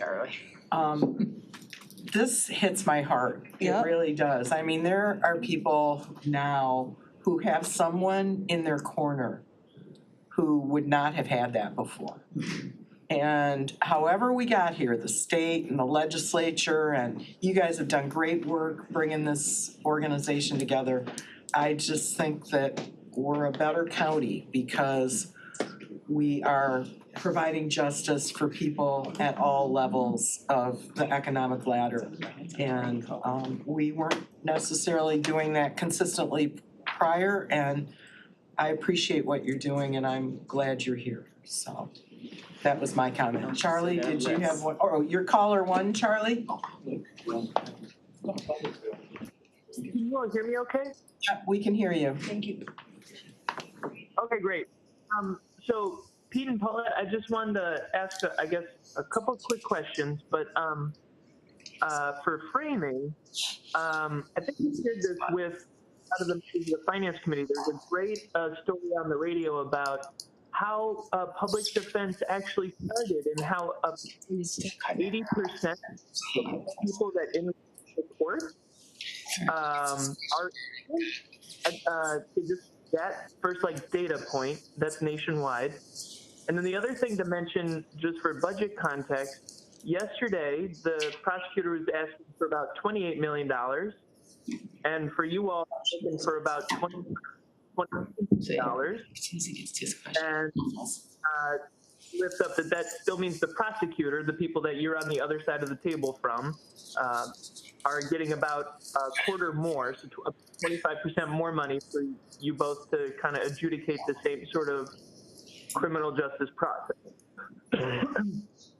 So then my question is, what are some of your biggest pending issues? I know Ajay kind of asked this as well, but what do you see as pending issues in both your office, but perhaps the broader county context? Right, we've been hearing a lot about how crime has been down over the last decade.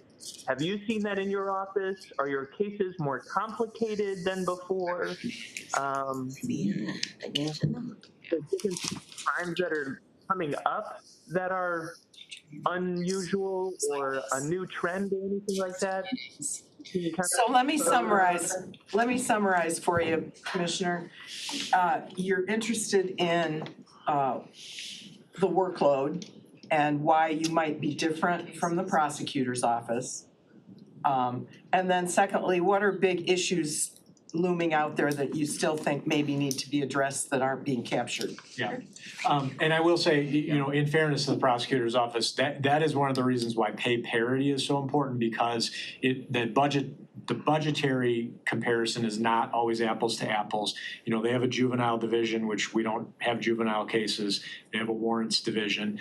The public defender's office also has, maybe on an individual case has to work a lot more hours than an individual prosecutor would. So it's not an apples to apples comparison. I think the point is completely valid, but I want to, I don't want to criticize that budgetary discrepancy too much, because there are reasons why that exists. But I'll let Paulette talk about it. And the parity issue for the attorneys, for me anyway, is really important.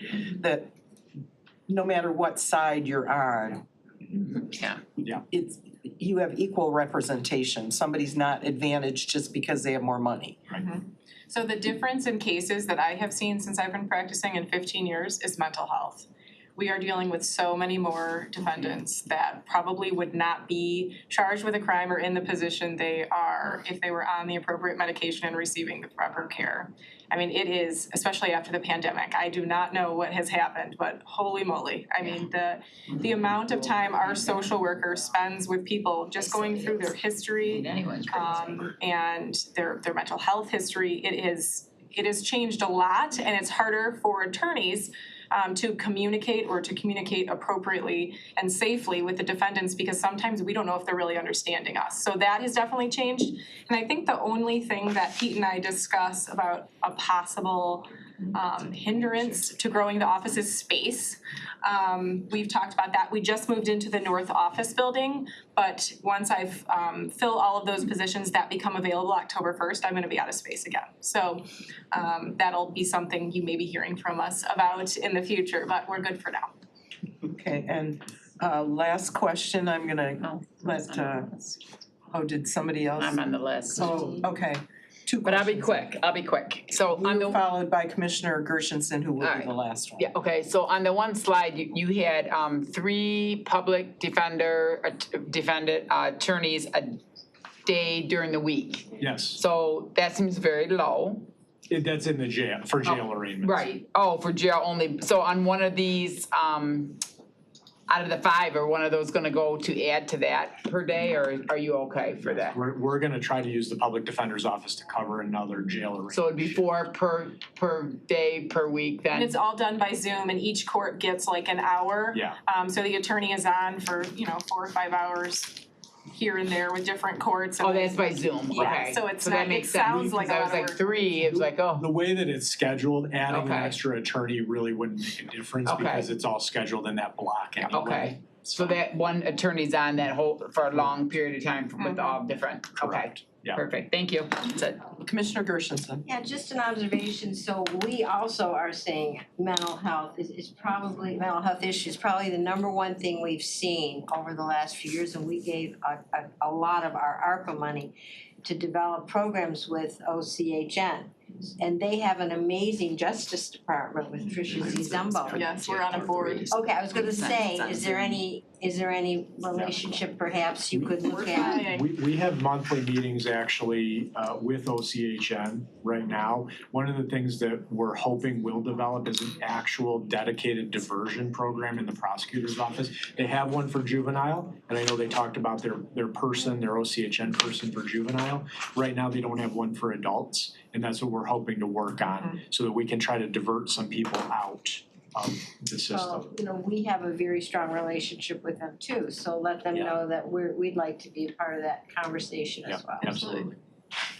Okay, thank you. Thank you very much. Thank you, thank you. Commissioner Wiper And the has something. prosecutors yesterday said she was interested in doing diversion. And That's a question for They have, Marshall. yes, they have said that, yeah. Said the So last I'm hopeful question that was that. Hopefully all get on the same page.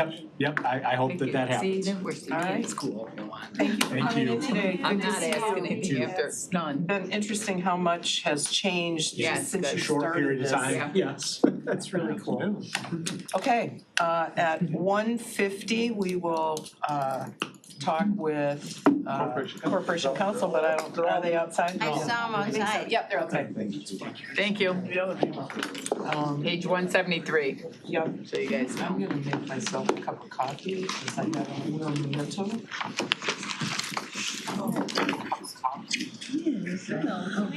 I forgot about that, there's 3 of them at Zoom, so that makes sense, that's enough, that's enough, you know. Ajay, I always forget stuff Zoom now. 3, it's probably I know you don't for really- the jail, you know what I'm saying, but I forgot about Zoom. We're on recess just for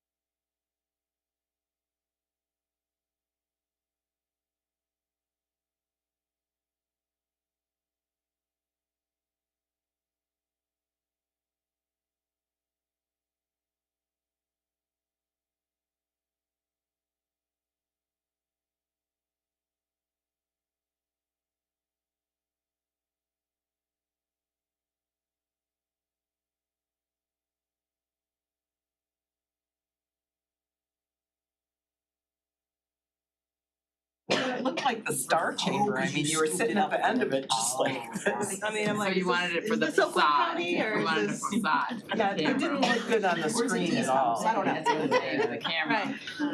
But it looks much better on camera now. It does. All right.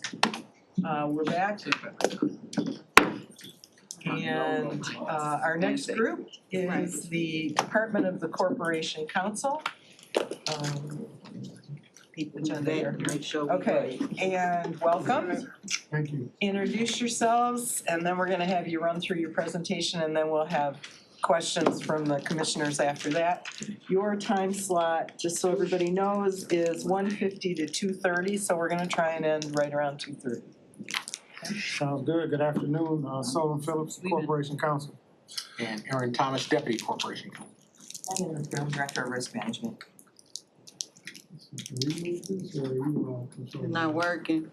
Hold on. Sometimes you could refresh that clicker or something. Go ahead, try now. Basically, There we go. yeah. Okay.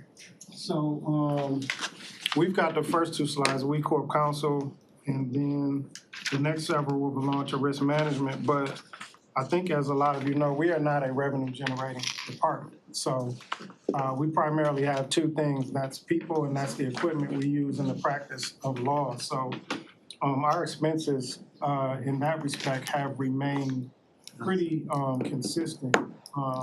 We are very appreciative of the cost of living that was built in that allows our compensation to hopefully keep pace with inflation. But at the end of the day, we have people, and we have a copy machine, we have computers, we have legal research software, and that's what we have. We think that our real value is in being managers of risk, and hopefully being counselors to encourage good decision-making that leads to good outcomes. So those are the things that we're gonna we're going to talk to you about today. As the chair said, we typically talk when something has gone awry. Yeah.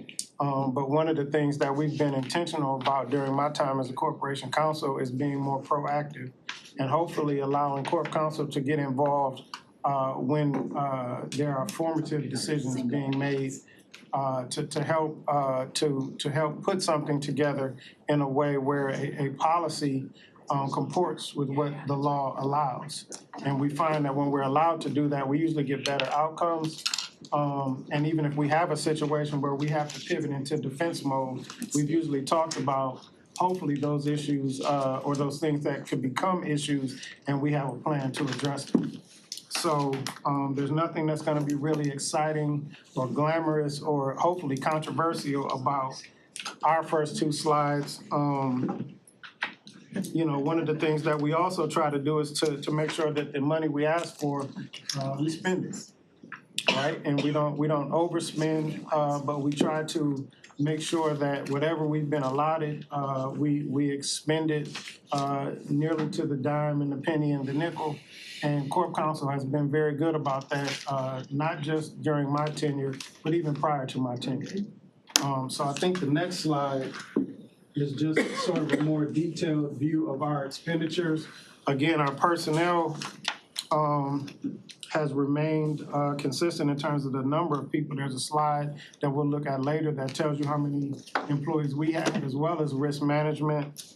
Our operating expenses sort of remain the same, and our internal support items are really dictated by the cost of the space that we occupy, the lights, and things of that nature. So those are kind of, I would frame them as sort of common to all costs, right? By that are generated by the footprint that we occupy. So unless there's some specific questions on these first two slides, I think that what Ms. McBroom has to talk to you about will be far more interesting. Thanks. All right, we'll hold you to that. So which one do I use here to advance? Go to the right. To the right? There we go. Wonderful. So risk management oversees the Building and Liability Fund, which is essentially the fund that pays for all of our liability claims and loss prevention measures. And that's kind of in a broad term. We also impact to a certain extent the fringe benefit fund because we oversee workers' comp, so that comes out of fringe benefit. The biggest, I think, issue for discussion always is the B&L fund, as we call it, just because it can be a little complex in the way we rebuild apartments and for various items. So while it says department revenues, these are chiefly internal rebills. There is a very small dollar amount, I mean, probably in the tens of thousands of dollars, that we rebuild externally to some external partners, people renting a building and they pay for, you know, a quick little insurance policy or something like that. So it's relatively insignificant. You'll see that the number is going up over the years. Due to a variety of issues. But the very dramatic increase that you see on the rebills, first of all, rebills, of course, coordinate with the budget. So they increase and decrease according to our budget because we are projecting B&L costs that will eventually be paid for by other departments. But the very significant increase you see is an attempt to treat the B&L a little bit more like a debit card than a credit card. So in the past years, what has happened is at the end of the year, we found that the B&L has been short millions of dollars. And we've had to come to, well, not Brian, but we came to Kyle and said, we need an infusion of $5 million. And that just comes from the general fund, and then when we have a situation like that, what it doesn't help us do is determine really who should bear the cost of that $5 million. It just comes straight from the fund. So what we've done here is we've used our actuaries' numbers. Our actuary is attempting to predict what our claims will be for the coming year. And then we have built that in to our projection for example, FY '24 and '25. And that is why it jumps rather dramatically. There's also an increase because generally speaking, claims are more frequent, claims are more expensive. So there is that component as well. Claims themselves are growing, as you know, Madam Chair. So that's sort of the revenue side, but of course, the concept of making sure we have the funds in the B&L when liabilities come due is critically important. So I'm not sure we need to go over that necessarily. It's kind of the same thing in a different form. Pretty much. Right. So here are the expenditures. I asked fiscal to break out you can see FY '20 to '23, these three columns at the bottom: operating expenses, claims paid, and reserve adjustments. So that reserve adjustments amount is that amount that we want to get on deposit at the B&L for future claims. Okay, so while it looks like it's part of our budget that we're spending, it's actually just sort of sitting there in reserves. There is a good business practice reason for doing that. When our excess insurance carriers ask us, well, what if a big claim comes up, how are you gonna pay for it? We say, well, it comes through the building and liability fund. They say, well, what's the balance on that fund? And so it's helpful for us to say, oh, we have an $8 million reserve, a $5 million reserve, that kind of thing.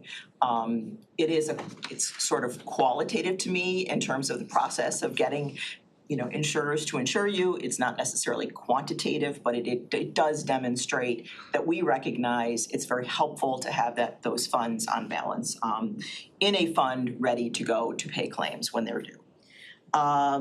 So looking at FY '23, for example, operating expenses, this is overwhelmingly, the $4.7 million, it's overwhelmingly the cost of our insurance policies. So these are insurance premiums, okay? It's stayed relatively steady.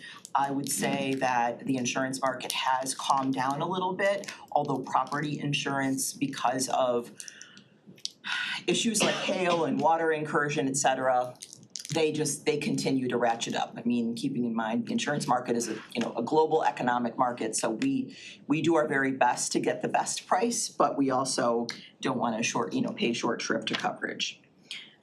Claims paid, that is the amount that was paid for all types of liabilities. So settlements, judgments, outside legal fees, professional fees that are not attorneys related to claims, a stenographer, that kind of thing. So that's that number you see there. And then you'll see the $5 million reserve adjustment that we did in FY '23. And let's see. So, for example, FY '25, just to kind of give you a flavor, we have budgeted claims paid at $5 million.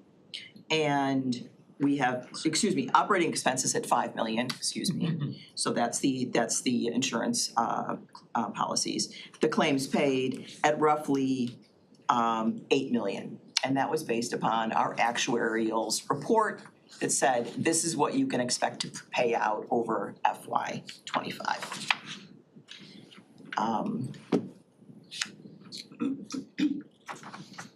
And the adopted budget numbers, and to the extent that our actuary will continue, we will continue to use that actuary number to ask fiscal for that amount to be in our reserves. And I think that, one of the questions at the end of of course, is related to what do we see on the horizon with respect to claims, and Corp Counsel will address that. But obviously, if there's something dramatic that's happening that's on the horizon, that reserve amount may increase over the next 2 years. Okay. Do you wanna take any questions that people may have? Sure, I can certainly take questions now, or unless you'd like to wait. Are there any questions? Yeah, why don't we just get through the whole Sure. presentation and That's then we'll fine. take questions. Sure. Makes it easier. So now, this is the Fringe Benefit Fund, and chiefly risk management touches fringe benefit only through workers' comp. We have done a couple of things. We've reduced the personnel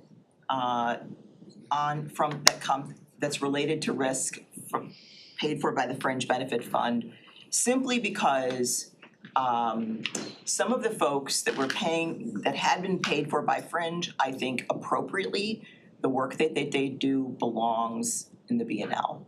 So we had a budget neutral shift, actually a slight decrease of some personnel from Fringe, out of Fringe to the B&L.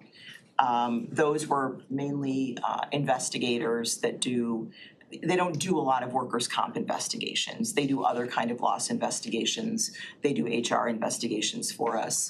Of course, they do executive protection as well. And we believe that was most appropriately not paid out of Fringe. And the other thing that's happened in the Fringe budget, the decrease you see, is that we expect our workers' comp claims to be reduced by about 25%.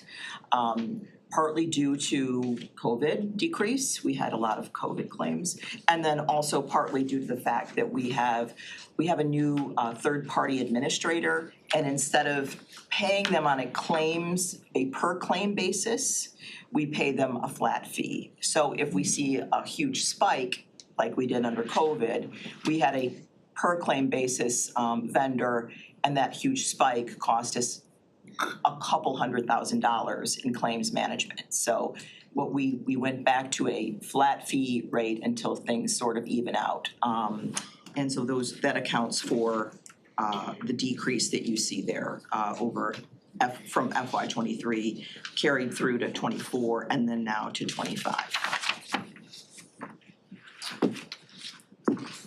And there are the adopted budget numbers. You can see under claims the significant decrease. So we were at 2.4 million and then, and that claims amount includes not only claims that we've paid to injured employees and for their medical, but also for the third-party administration.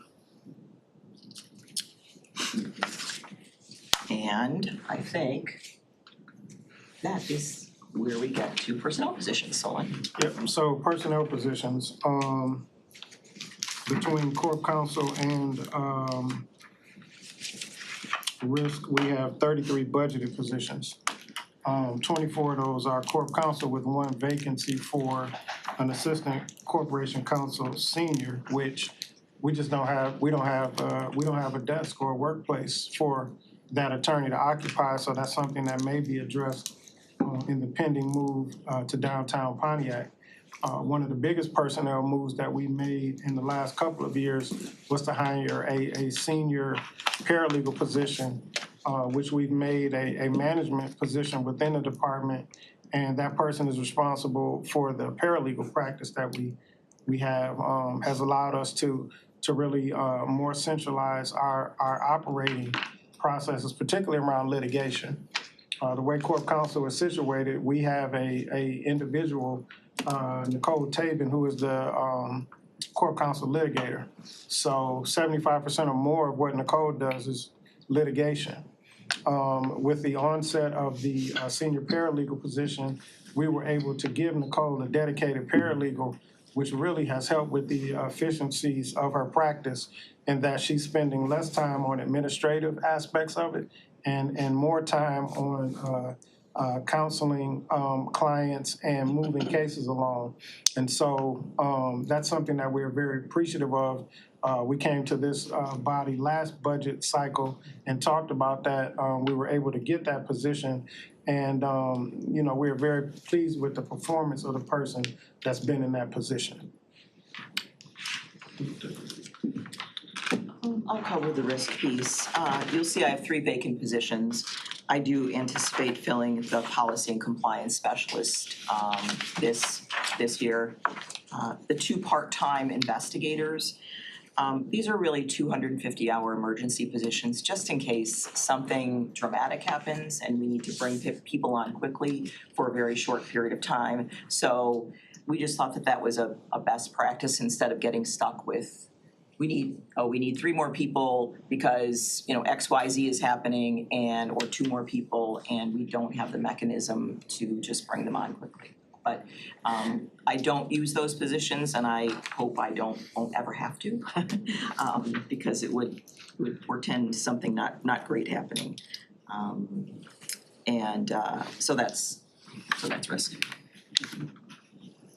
So budget changes, fiscal year 25 for Corp Counsel, twofold. One would be an increase in our telecommunications budget to accommodate a need for attorneys and select support staff to have cell phones.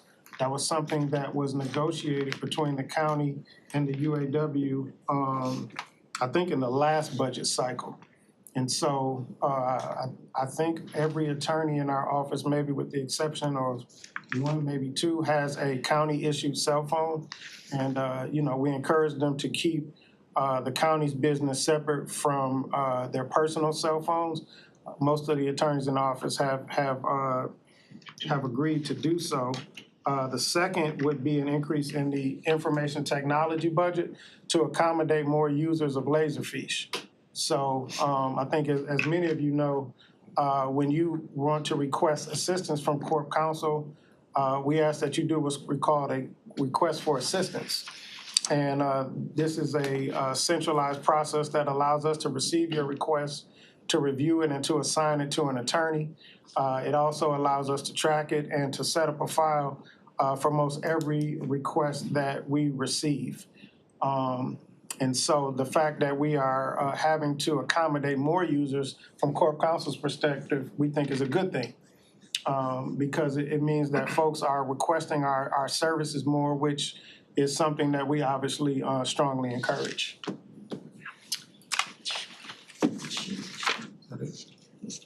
Yep. So I presented the 25% reduction workers' comp claims cost estimate earlier, just so you have it on paper what those are. Again, the shift of investigator positions from the fringe to BNL, that was essentially budget neutral, although it might have saved a little bit because I think I went from 1,000 PT&E hours to 500 to those for those positions. But minor. And then the last pretty major thing is that we shifted our first aid and AED program to emergency management and building safety for their internal administration. I'm sure you've heard about that. It is budget neutral at this juncture. It's funded at FY24 levels. The contract was up for negotiation. We put out the RFP. The only respondent was an increase of roughly $150,000 from where we are. We thought it best to bring it in-house. We can get some efficiencies, et cetera. And since building safety is doing myriad other safety type inspections from building to building, we thought it made sense for it to live with building safety. And so those are just the few changes that impacted my budget where you'll see, things zeroed out or a significant shift.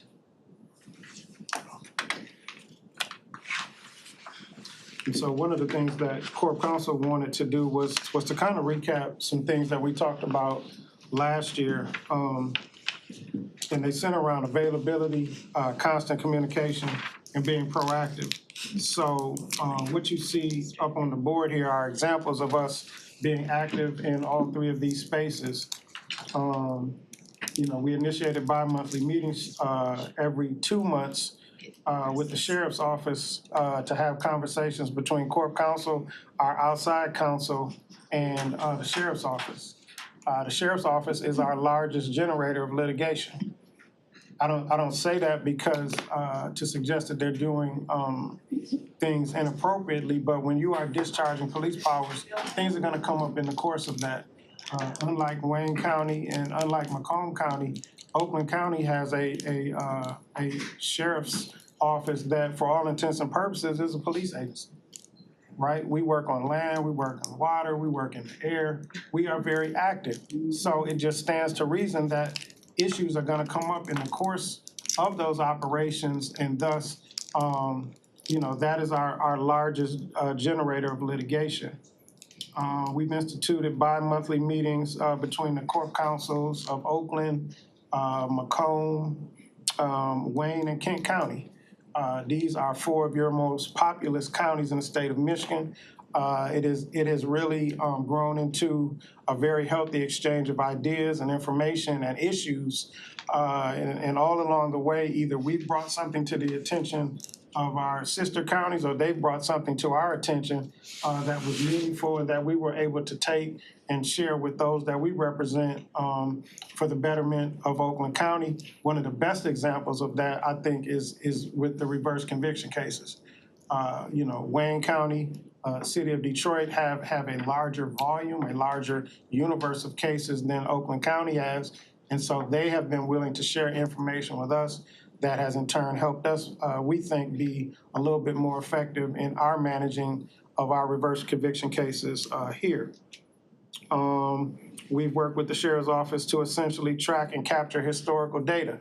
There are a number of reasons why we think this is valuable, not the least of which is to improve decision-making, to identify trends, and if need be, to identify employees that maybe we need to keep a little bit of a closer eye on because we keep seeing certain names pop up in relation to certain incidents. So this is something that the Sheriff's Office was proactive in approaching us about, and it was something that we were able to work with IT to bring to fruition.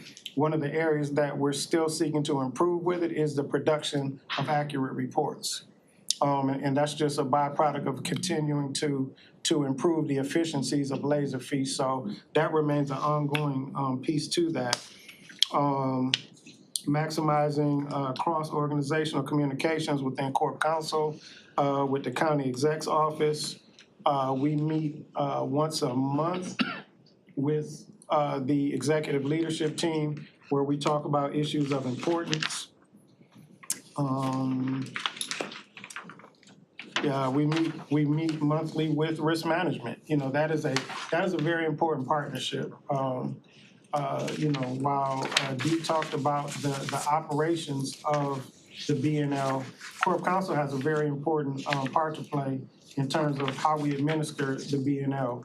One of the key analysis that we look at all of the time is, you know, whatever situation or claim or issue we're dealing with, is it something that came about in the discharge of, you know, an elected's office versus, you know, a desired transaction, where if that's going to need some legal representation or some resources, those are often what we call they're not eligible for BNL consideration, right? And so the relationship between risk and Corp Council in that respect is very important, in that we kind of serve as gatekeepers of this fund that Dee described to you.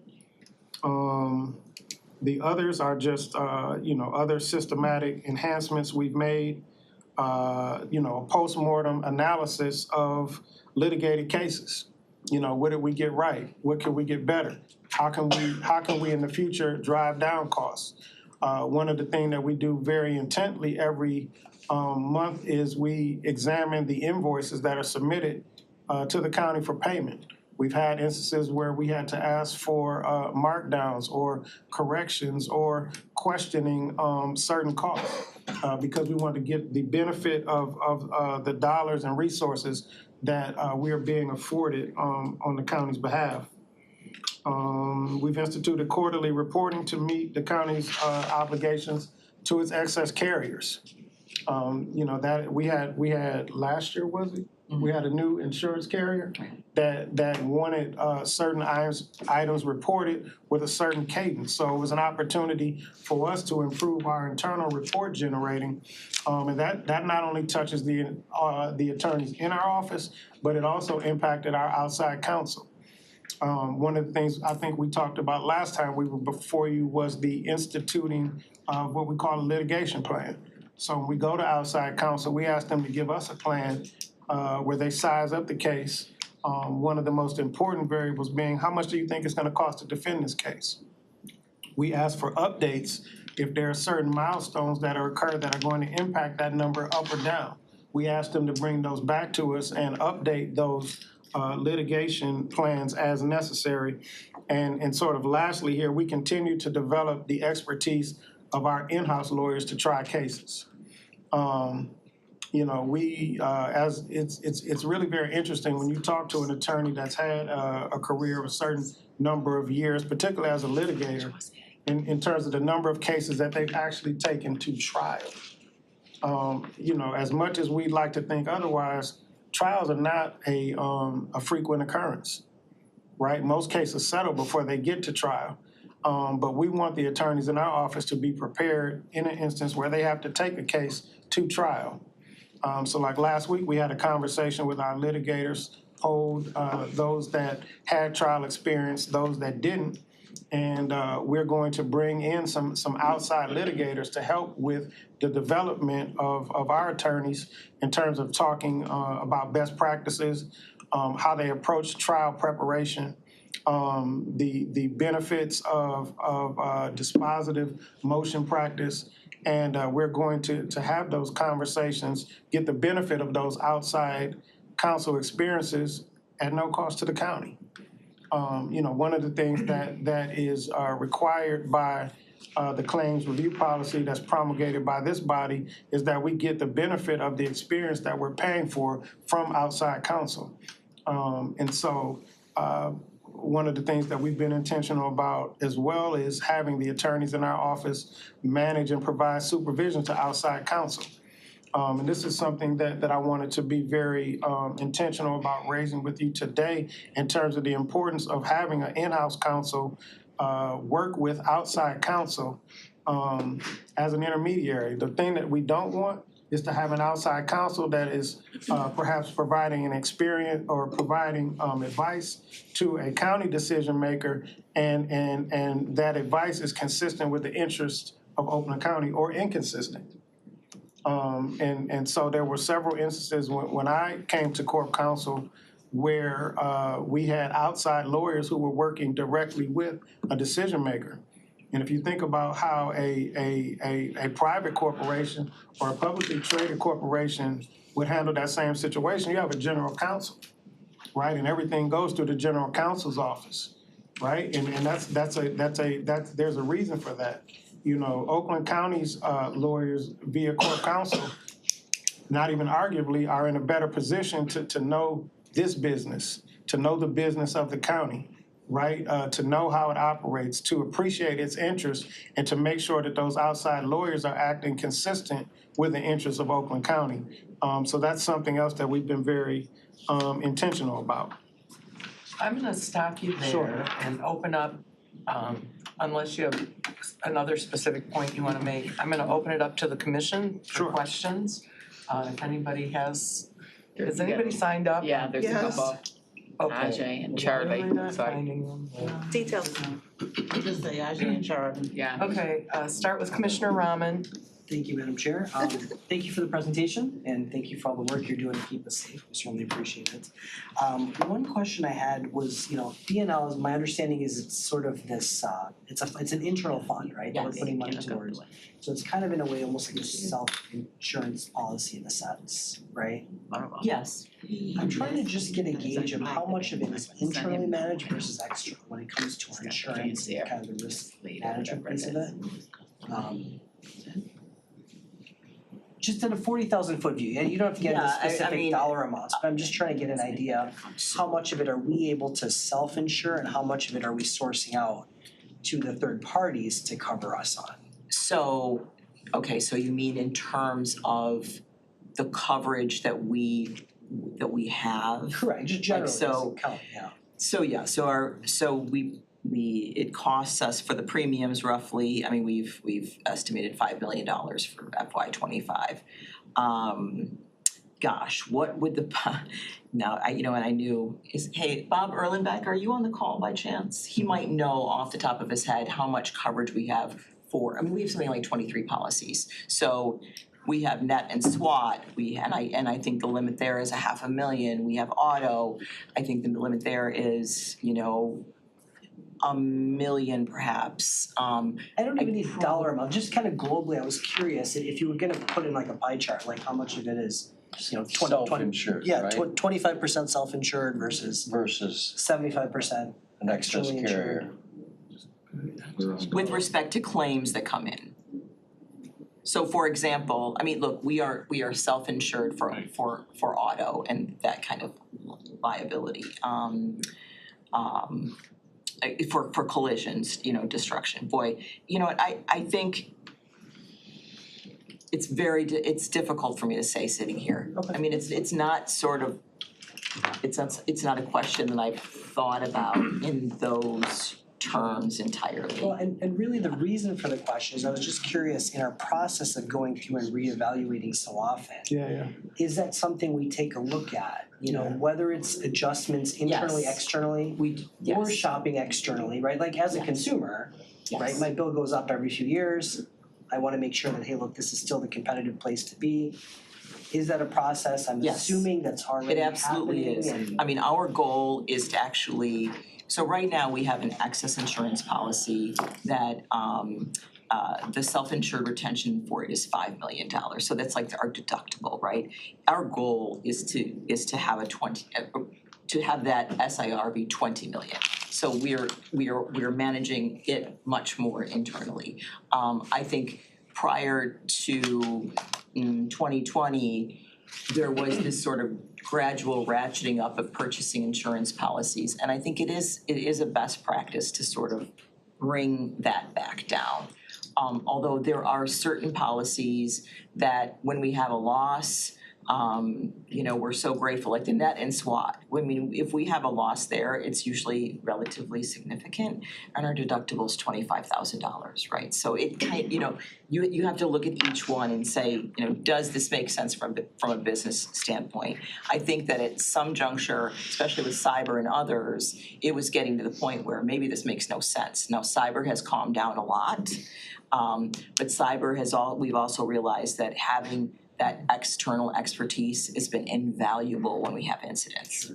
So even though even though when you look at the numbers, you're like, we're paying $1 million for this policy that covers 2 million, that it doesn't seem right. But the expertise we get when something does happen is invaluable. Yeah, the cyber security incidents that we had last year, where we had like 2 and 6 months, was a good example of what Dee is talking about there, where we had the expertise of a law firm that did nothing but cyber security incidents.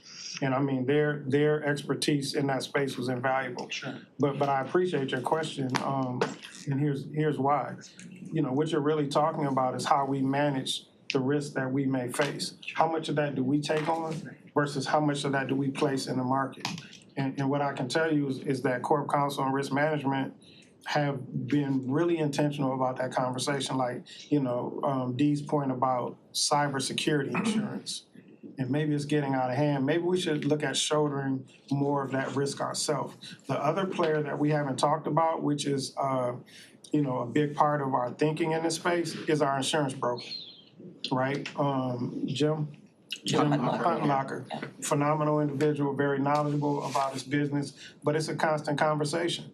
You know, it's difficult to know what is the universe of exposure that Oakland County is facing. We don't know. So when you talk about our work with the actuaries, one of the biggest pieces of data we have is historical data. But when you look at the headwinds, right? When you look at the headwinds that we're facing, one of the things that we've had to spend a lot of time talking about internally, Corp Counsel, Risk Management, and with fiscal, reverse conviction cases, right? We don't know.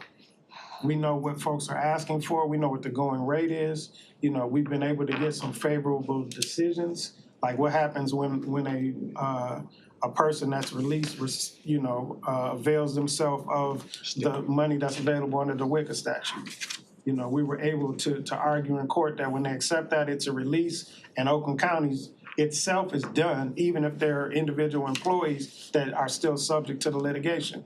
Another example, you know, with the Raphael E. Bowles litigation, we thought the top end exposure for Oakland County there was $60 million, right? And, you know, with some decision making by the county executive, we were able to settle the larger universe of those cases for less than $20 million. Right? Now, there's still a body of cases that we need to resolve, but it's a much smaller universe of cases, which would be the right of first refusal cases. Other questions? Anybody else? Commissioner Weipert? Well, Charlie was on You know, the list is not coming up. Oh. So I'm gonna. Okay, that's fine. And I'm gonna okay. give I can withdraw mine. precedence to the people in the room since we're running a little bit behind. Okay. And So in the categorical analysis of every one of the budgets, there's been a line or a mark about increased fund, either decreased or increased for catch up on the building liability. Mm-hmm. And so is that what you're talking about? We're looking at it now instead of as a debit versus a credit card? Instead of a credit card. Right. Right, So that's instead of we're us catching it coming, now. right. So we're charging departments, rebilling departments under that insurance fund for what we anticipate to be paid out during the year. Okay. Right, so, yeah. Because there was a note, thank you, because it's to start to rebuild adequate claim reserves and, I mean. Yes, Okay. yes, I mean. And I noticed a lot were, there was a charge. But there was a couple departments where all of a sudden were they overcharged before or? The allocation model is Yeah. different. Okay. Okay, so we've moved to an allocation model that reflects an 80% of the allocation model is weighted toward have you incurred claims in the past? And what's your risk profile there? Some of the departments made sense, they probably didn't ever have a claim. Right, zero. They might have been very large departments, but generated very few claims. It used to be a 50-50 model. It was 50% weighted toward how many employees you had and 50% weighted toward what was your prior claim profile. So we've shifted it to really reflect, because the overwhelming cost, of course. Yeah, so that's why. Okay, that makes sense, thank you.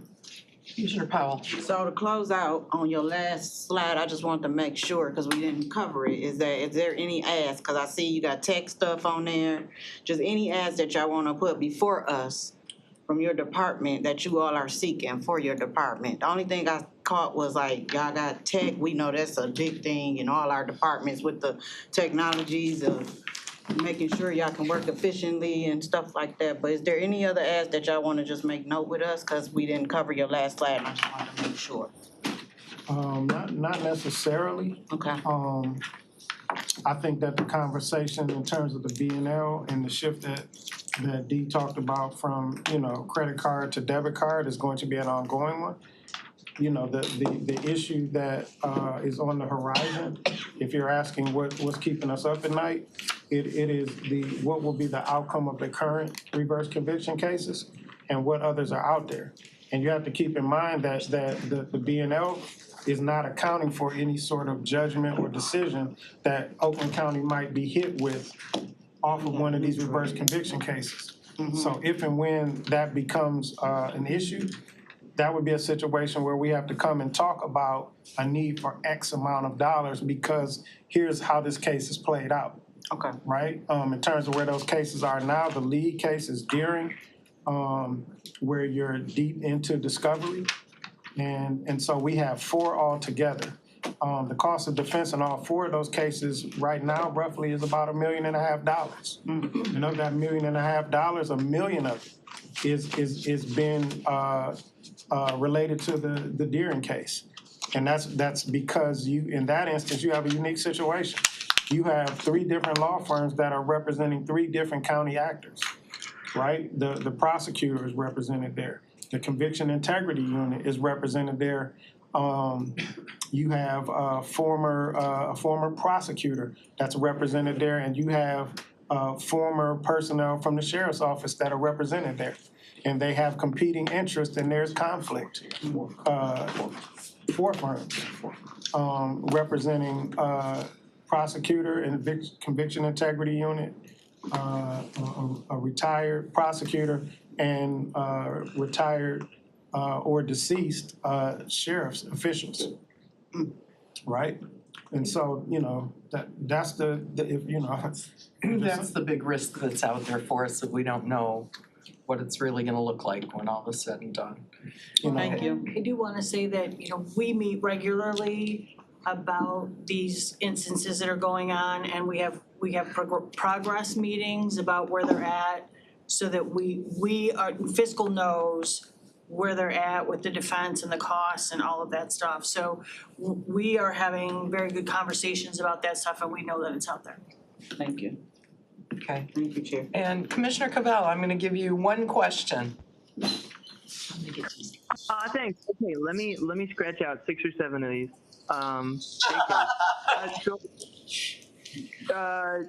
Okay, so if I understood right from your presentation, Dee, and Solon, but I think this focuses on Dee, that the BL fund is going from 3.3 million to 8 million. So it's about a 60% increase, 1 or 2 budget years. That feels, what are we doing to, I guess, if you will, keep that cost from going up higher over time? Things like accountability or risk prevention, things like this. I know you guys are in claims review. Are there things in the works, or are we just accepting that there will be more litigation, there will be more mistakes, there will be more things that we have to play out on? Could I start this on? Go ahead. So sure. Thank you for that question. I would say that the advice and the counsel that we give it is only as good as a person that receives it, processes it, and it's reflected in their decision making. So if we have an action then we Corp Council and risk in a secondary posture, we have to deal with the cards that we've been dealt. The cake is baked at that point, which is why we are constantly emphasizing proactive counsel before decisions are made. You know, once a decision is made, then we have to pivot to here's what's on the table. How can we manage this situation to a positive outcome for the county? And so to the extent that we improve in our decision-making, which minimizes or eliminates our risk of exposure, then we're gonna have to keep looking back historically and trying to handicap a number that will allow us to draw down on the fund as needed, which is reflected by the B&L. So. And I don't think I have much to add to that, but this ties into your question, Commissioner, which is, 2 years ago, we were talking about moving to more self-insured, and then these reverse conviction cases came up. We said, well, maybe we'll just sit for a moment and see what happens, right? So they are all interconnected. When we look at our risk profile, if we see something significant on the horizon, we become a little more conservative about moving toward more of a self-insured profile. But we Commissioner, in the inner tubes, we try very hard to impress upon those departments who are claim generators that we would hope that their activities adjust. Let's just put it that way. And so a market change in approach. What Corp Counsel sees a fair amount of the time is a situation where substantial steps have been taken toward something, and something happens, or then they bring Corp Counsel in and say, hey, what do you think about this? And so it's like, well, we gotta start at the beginning. And we have to point out things that need to be incorporated into a pending decision. And sometimes the decision's already been made.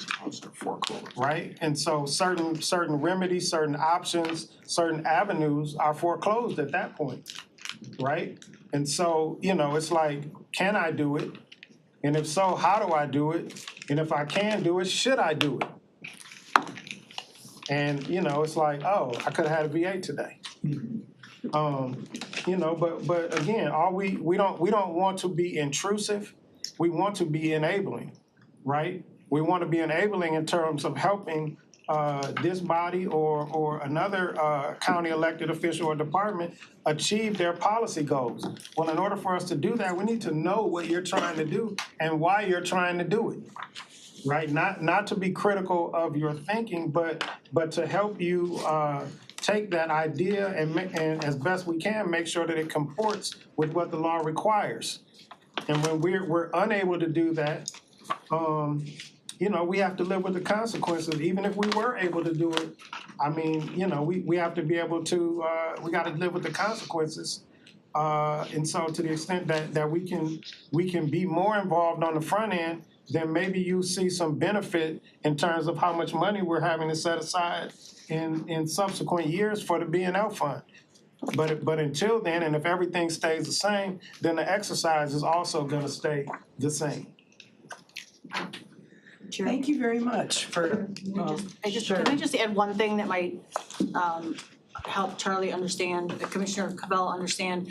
So one of the things, if you look at the 20-year history of the B&L fund, it was very well funded. It had 18, 16, $20 million in the fund balance. So we haven't had to make these kind of entries, and it kind of got just chunked away over the years. And about 4 or 5 years ago, it was like, oh, look, we've used all the fund balance. So now we're trying to build that back up. So while it looks like a stark number, it's kind of just been on this pendulum swing for the last 20 years. So we're just trying to build it back up and stay at that level, or keep it at a consistent level instead of build it way up and then spend it down to the end and then build it way up again. So that's one of the things that we're looking at with the B&L fund.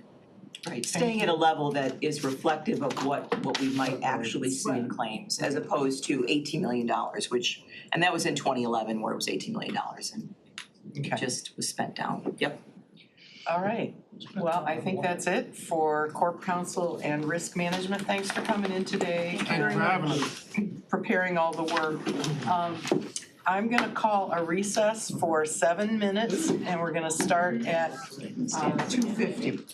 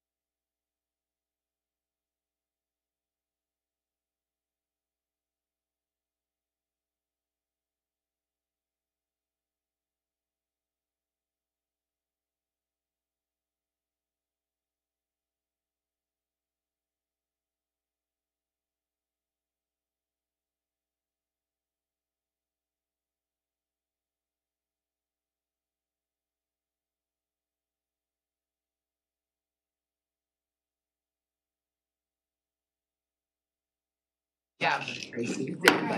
Okay, everybody, we're back in session for our third budget hearing today, which is the Sheriff's Department.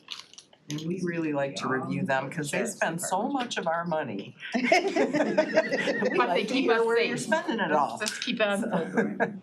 That's where the anyway, money, that's what the people want. Welcome, and we're gonna ask you to introduce yourselves and then go through your presentation. And I'd like to set aside about 15-20 minutes for questions from the commission. So with that, Yeah, so our presentation will be pretty brief because we'd rather get questions and answer questions. So joining us today, we have Major Wondrak, who's over Law Enforcement Services. Gail, you all know, she's here all the time. She runs the sheriff's office. Right. she's got the money, Yeah, that's what she's our CFO, and so we just do what we're told. So she's an amazing person. We've got Major Perry that's over our correction side of the shop, and then Major Ewing is over the Pontiac substation. So this is our senior leadership minus Under Sheriff Childs, who had something that prevented him from being here, but he sends his love. So that's the team that's here and kind of encompasses our biggest kind of sections, if you will, of the agency. First, I'd like to say thanks for your ongoing support of a lot of the programs and stuff. And yes, a big chunk of the county budget is obviously expended on the sheriff's office. But that's typically true of any community or governmental entity. So the largest expenditure in a city or township or village is always public safety. The largest expenditure in the federal government is always the military and public safety and services. That's the principal duty of government, right? To keep people safe so that they can then have the opportunity for a better education and a better community and all those things. So we're kind of the front line of making sure that everything else is able to happen.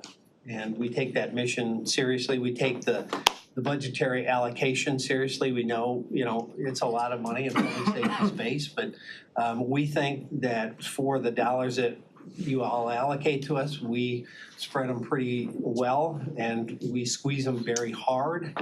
I know in a previous meeting, there were some discussions about helicopters and other things, and I'm gonna speak to that. And I kind of go back, historically going way, way back forever since I've been here. We always talk to the executive office about our budget and our budget requests, and we give them everything we ask, and then they kind of say yay or nay, and then it goes from there. So sometimes you may not hear, I guess historically, some of the things we've talked about and did or didn't get, especially if we didn't get it, you may not be aware we had asked about it or talked about it. And so, specifically in the helicopter, we've been discussing, I know at least here for 2 years, but before that, since they're 23 years old, we've been talking for some period of time. But I also know there's a lot of challenges, in the budgets and spreading it around and making it work. But, our assets are 23 years old. And a good chunk of the time, they're down for maintenance. And they also have a more costly per hour operating because it's an older unit and when it's down, it's hard to find parts and all those kinds of things. So we actually presented, about a year and a half ago, to the administration, I think, different proposals that we've received on different aircraft and different modalities of moving forward, whether it be a lease to purchase outright, all those kinds of things. And there was some discussion that Chicago actually does not have helicopters in that meeting. And I just wanted to clarify that. So Chicago not only operates 2 helicopters with the city of Chicago, but they, in fiscal year 23, were approved for another $11.4 million by the county commission and another 2.5 in UASC money for a total of 13.9 in addition to the 2 helicopters they were already operating. So I'm not sure, somebody said that they did not have helicopters. Actually they do, and the Sheriff Dart said he appreciates the important investment by the county, realizing how important this asset is to the sheriff's office. It reduces potentially dangerous pursuits and increases the opportunity to save innocent civilians and search and rescue and other kinds of things. So And actually, last night, we saved the life of an autistic child that had gone missing Yeah. with the helicopter. Yeah, wasn't it by me, wasn't it? Yeah, he saw was that. at an autistic Saw you guys outing going. with folks in Pontiac Lake area and had been separated from the group in a very, very dense park. Helicopter arrived on scene within 6 minutes of us being called and had to search for quite a period of time because it was such a large area. And he was drawn to water, is what the counselor told us. So that was really scary to us, that you had an autistic young man in the wilderness drawn to water. We've already had 11 drownings this year in Oakland County that we've had to find people, and very tragic. And so the helicopter was able to locate him nowhere near any paths, any trails, in a very remote section, very close to water's edge. He was stuck waist deep in mud and couldn't move. Oh, gosh. They were able to guide in one of our rescue boats to the closest part of the water, who then were able to retrieve him and take him to the hospital. He was 1.3 miles away from where he had last been seen. Oh, wow. So without that asset, we probably would have had our 12th drowning. Yeah. So, times like that, or the dream cruise that we just went through, that asset proves to be invaluable. And, however we can find a way forward, we appreciate any kind of process we can get there. But actually, it was kind of interesting, when I was reading Sheriff Dart from Chicago's comments, he was talking about their helicopters, and they're older and they're down quite a bit. And that's a challenge for them, and that's where we are. By the grace of God, because there was so much rain at the Dream Cruise, the helicopter flew about 5 hours less than that one particular helicopter, because only one of our helicopters now has an operating camera. And that's how they search. That one helicopter flew about 5 hours less because of the rain. Otherwise, it would have had to gone in for a mandatory maintenance every certain number of hours. Because it didn't have to go in right after the Dream Cruise, it was still available for this search, and found this young man. So we kind of dodged a bad situation there, and we're able to save a life. So that goes to the aviation. But in general, we're still challenged trying to keep people fully staffed. Right now, we've got 24 openings on the road, 22 in corrections, and 14 in dispatch. Wow. What did I jump way ahead? No, it's not working. Oh. It worked initially, but. So. What did you say, 24 open road? 24 on the road, 24? 22 in corrections, and 14 in dispatch. Okay. And, obviously, for us, that's a challenge because, you see a lot of different businesses where, they're short-staffed and having difficulty hiring, and it may, like in a restaurant, they close a section. Well, obviously, we can't do that. We can't tell a part of the city or a part of the jail, we're not having a deputy there tonight, so we have to have people on overtime, which drives up overtime expenditures. And it also creates burnout when we're forcing people to work doubles. So we appreciate the commission's support, that has helped us with some hiring incentives and all that. That's been very helpful, but we're still challenged with that. And that's not unusual in public safety space, especially police. Not as much in fire, but police space, every agency across the country's, chasing the same limited pool of people. And so that's been one of our ongoing challenges. In some of the things, I think they know all of that. Maybe we just, maybe we go to the end one, the capital one. Oh, capital slide. There we go. There you go. So, just as we, again, think forward, our training center, which is the abandoned middle school that we use, that lease is set to expire in March of '26. And then we'd be without any facility. They intend to sell the building. Our storage facility, they intend, they've already raised our rent there to $245,000 plus taxes and utilities and repairs on basically an abandoned car delership. Oh, that's where you're, Which, you know, okay. isn't the best facility either. It was flooded about a month ago in Is that that the one torrential over on rain. Elizabeth Lake Road? Yeah, it was flooded about a month ago in that torrential rain and, you know, there's pretty constant issues anyways. That lease ends in 26 as well. So at some point, we gotta think about where we're gonna put all that equipment.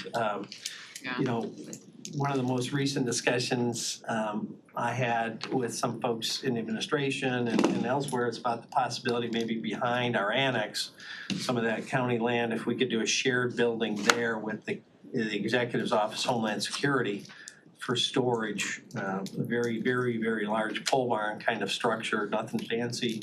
Some, you know, a couple offices and classrooms, that may be an option, something to think about, but obviously we gotta think about something for both training and storage because both of those leases end in 26. And, you know, that's a pretty important thing for us. Obviously also, you know, on the radar is the EOC and dispatch. Again, lots of very expensive needs, but you know, we are operating in a building built in the 1940s that doesn't meet federal guidelines for emergency operations centers, and it has literally large rats in it occasionally. So it's a challenge, but again, we know you got a lot of facility and infrastructure needs, but we just, you know, I want to make sure you're aware of what we're talking about, so people don't yell at you that you guys didn't know, that we didn't tell you. So yell. Chase me. So those are some of the kind of the big things kind of looming on the horizons. Appreciate the addition of a sergeant in our training unit. What that person will do is review all uses of force to determine if it's within lines of policy, procedure, training, all of those kinds of things. And because of all the body cameras that are now fully deployed, there's a whole lot more for them to ingest and digest and then make a determinative finding of appropriateness and all those kinds of things.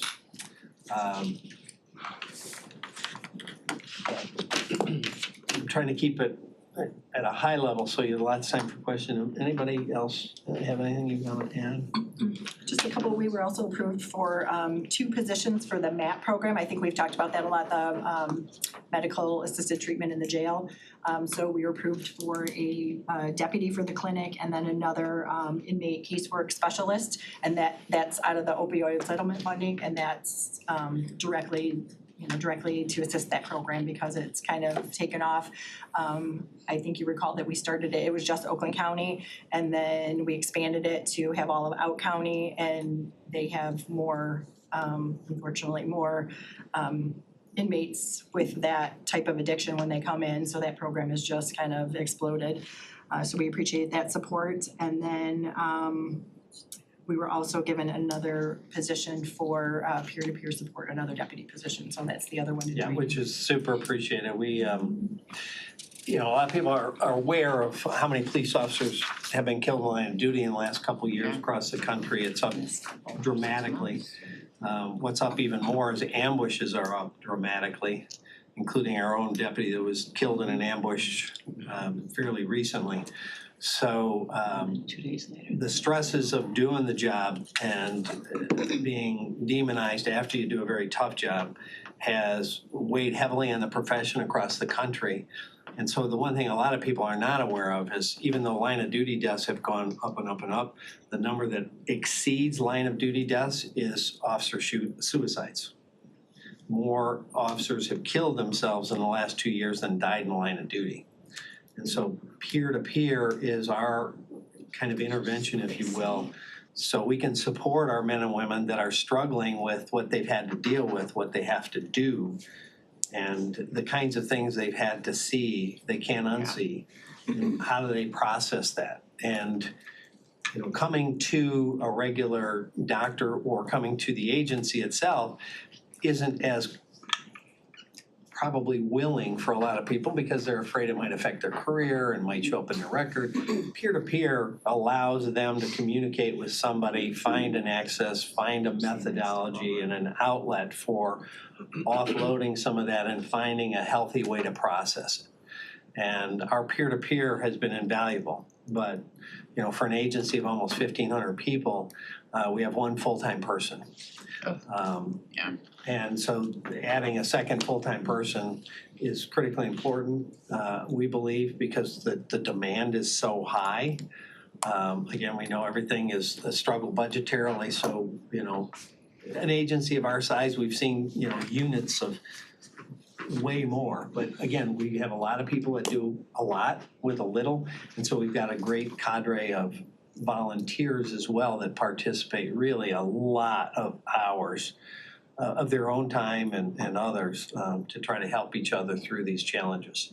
And that's been very important. We have had deputies kill themselves, and we're trying to get in front of that and trying to help them in their lives, because we ask them to go in and help other people and be involved in situations, again, you can't unsee.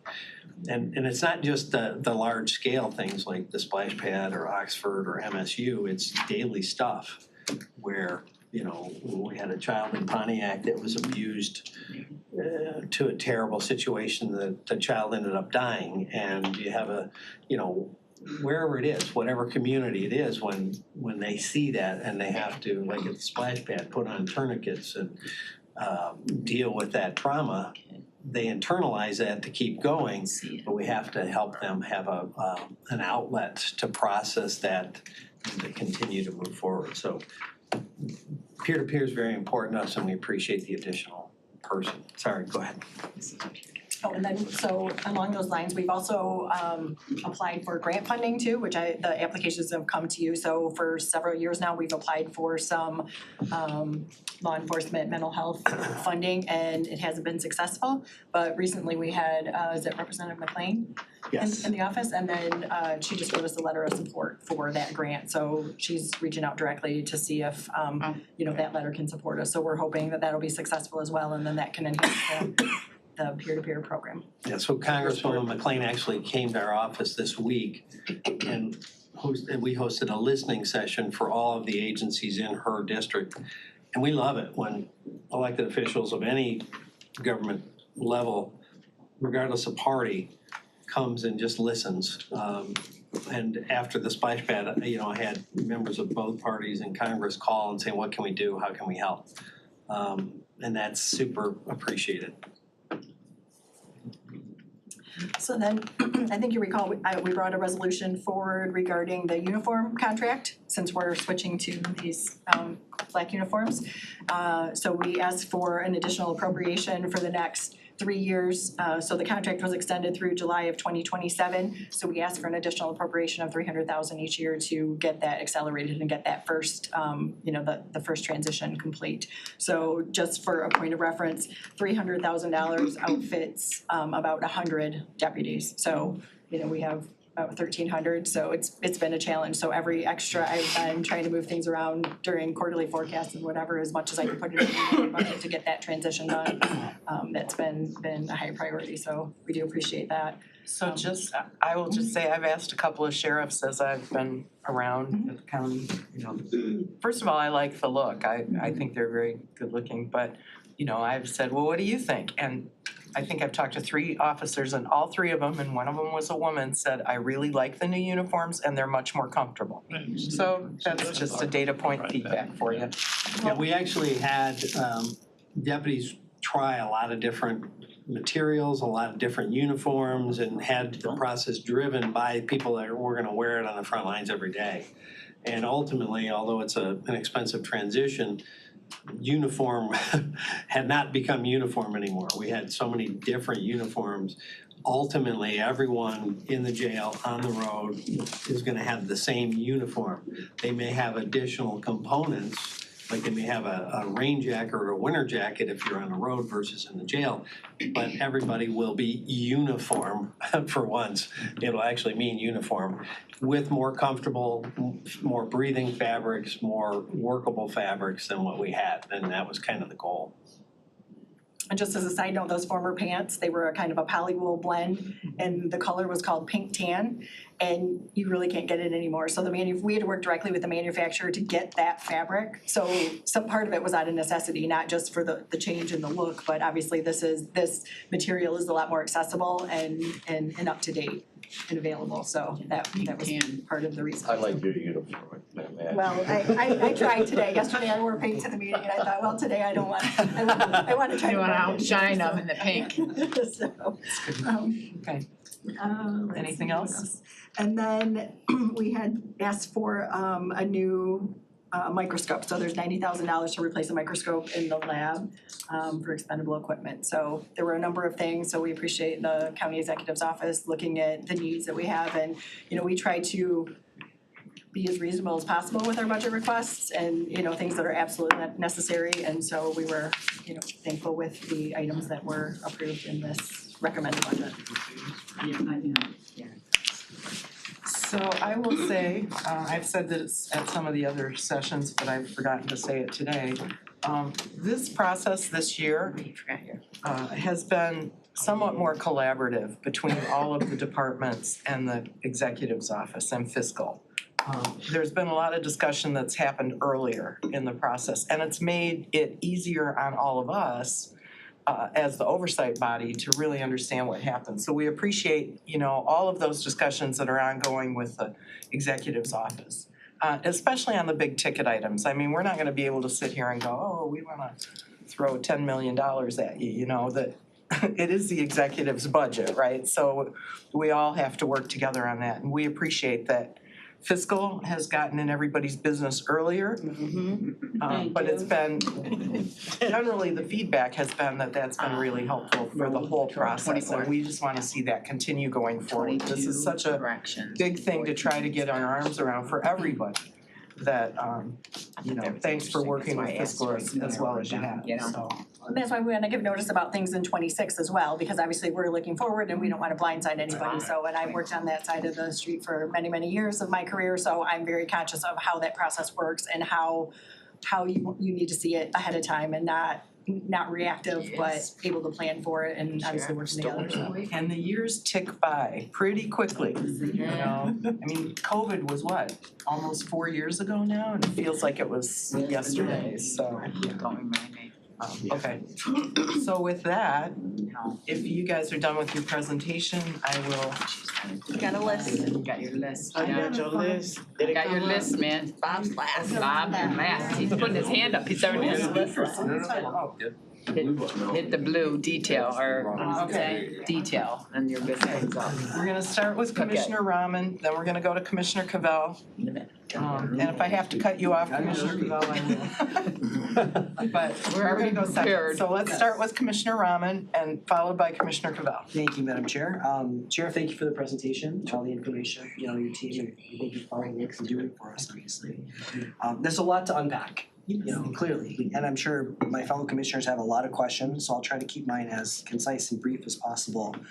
Training center, storage, helicopter, clearly their needs, 26 is right around the corner. I don't know that we necessarily have the answers. I'm not sure, and we'll look to fiscal. I'm sure they'll warrant bigger discussions at some point. And bigger than we can probably wrap our heads around at this meeting. But things that are maybe a little bit more tangible to me, like mental health, is something that speaks very near and dear to me. The peer-to-peer, I'm so glad that was approved. I also wanted to inquire on co-responders. I know that's something we've talked about in some previous discussions as well. I just wanted to get an idea of kind of where we stand on that front, because mental health, at least, I think it's a little bit easier for us to touch and feel than putting our arms around a helicopter or something that's, hundreds of millions of dollars. Yep. So co-responders, obviously, we've been pretty deep in that space for a while. We actually kind of pioneered some of the early stuff with reserves who actually were clinicians in their full-time job and came to us got trained in the Reserve Academy and then RIDE, and they help to inform us on situations, both in individual situations, but in our training. And then we moved a number of years ago when I cut a position for something else and then added it back in for a co-responder, which we have assigned to Pontiac and has been very helpful. In a lot of different situations. I actually saw her recently at a Sheriff Pal outing, interacting with some folks. And I think we've added a second one. It's coming fairly soon with our partners. So we've been partnering a lot with mental health and any kind of private sector folks that are interested in that space, because obviously everything's resources. But, you know, and I've testified to this in Washington as the head of government affairs for major county sheriffs of America. That's the biggest need nationwide. We have a mental health crisis in this country, and it's vastly underfunded, both in terms of training us how to respond. We've done a great job with our training unit, and that's very high in our list, but a lot of agencies haven't, and they don't have that funding. And sometimes, you know, even though you do everything you can, sometimes you can't resolve a terrible situation. But if you have the right folks and the right assets, you have a better possibility. Sure. And so that's what we've been trying to do. We're trying to add more of those things with partnerships and grants. We're trying to get resources from the federal level. You know, for us, it's a challenge. Nationwide, as I said, the largest mental health provider in America is the Los Angeles County Jail. That's a failure of, I think, national policy. So I guess in the short term, what is it that we need that we can maybe address right away? If it is a low-hanging fruit, I don't know. Well, I mean, again, everything comes down to resources. We could use every mental health person you give us, but that competes with so many other things in the county and so many other. But yeah, I mean, that's the reality. So we're trying to pull it together from, you know, reserves and volunteers and a couple positions and a lot of training. You know, we do EDP and de-escalation and all that with our folks, emotionally disturbed persons. We do a lot of that, but you know, a lot of it's resources. Isaiah, I just wondered real quick, how many total co-responders? I didn't want you to get missed on that answer, even though we got one comment. I just want you to let him know the total. I can't remember. Yeah, that's all we have. But No, I thought but it in the was whole, but in the whole county, we have, this is Yeah, for the so there's some sheriff. in other agencies that But- have it. Bloomfield Township, they have one, different police departments. sheriff. No, so Bloomfield Township shares one with Auburn Hills and I think Birmingham. Oh, so OCHN. I think there's at least 7. Okay, I just. Yeah, so there might be 7 in the whole county, but they're shared by most agencies. Like one in Bloomfield Township is shared by like 2 or 3 agencies, so they're kind of here. Ferndale, they share, there is, So there's not a lot of them, and that's why it's, you know. they're very, very popular. We funded a lot with our ARPA. Sure. funding. And OCHN is who the main partner is with governing that, with the co-responders and fiduciary, I think, in that, just so you know that we do have them in the county. I just didn't want you to think it's just the 2 in Pontiac now.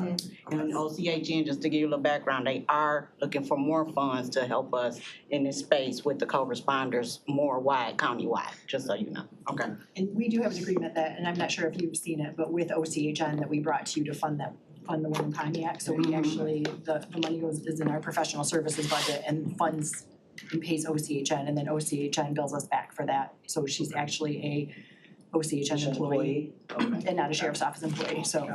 Okay. And then one more question, and I know everybody has questions too. So staffing budget, I know we've talked to Gail many times, and it's probably the big elephant in the room.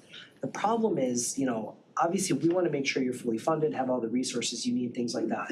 What becomes hard is that there's a lot of unforeseen situations. You know, I know we talked about the hospital watch, right? Yeah. And overtime and things like that that are not necessarily controllable, you know, things.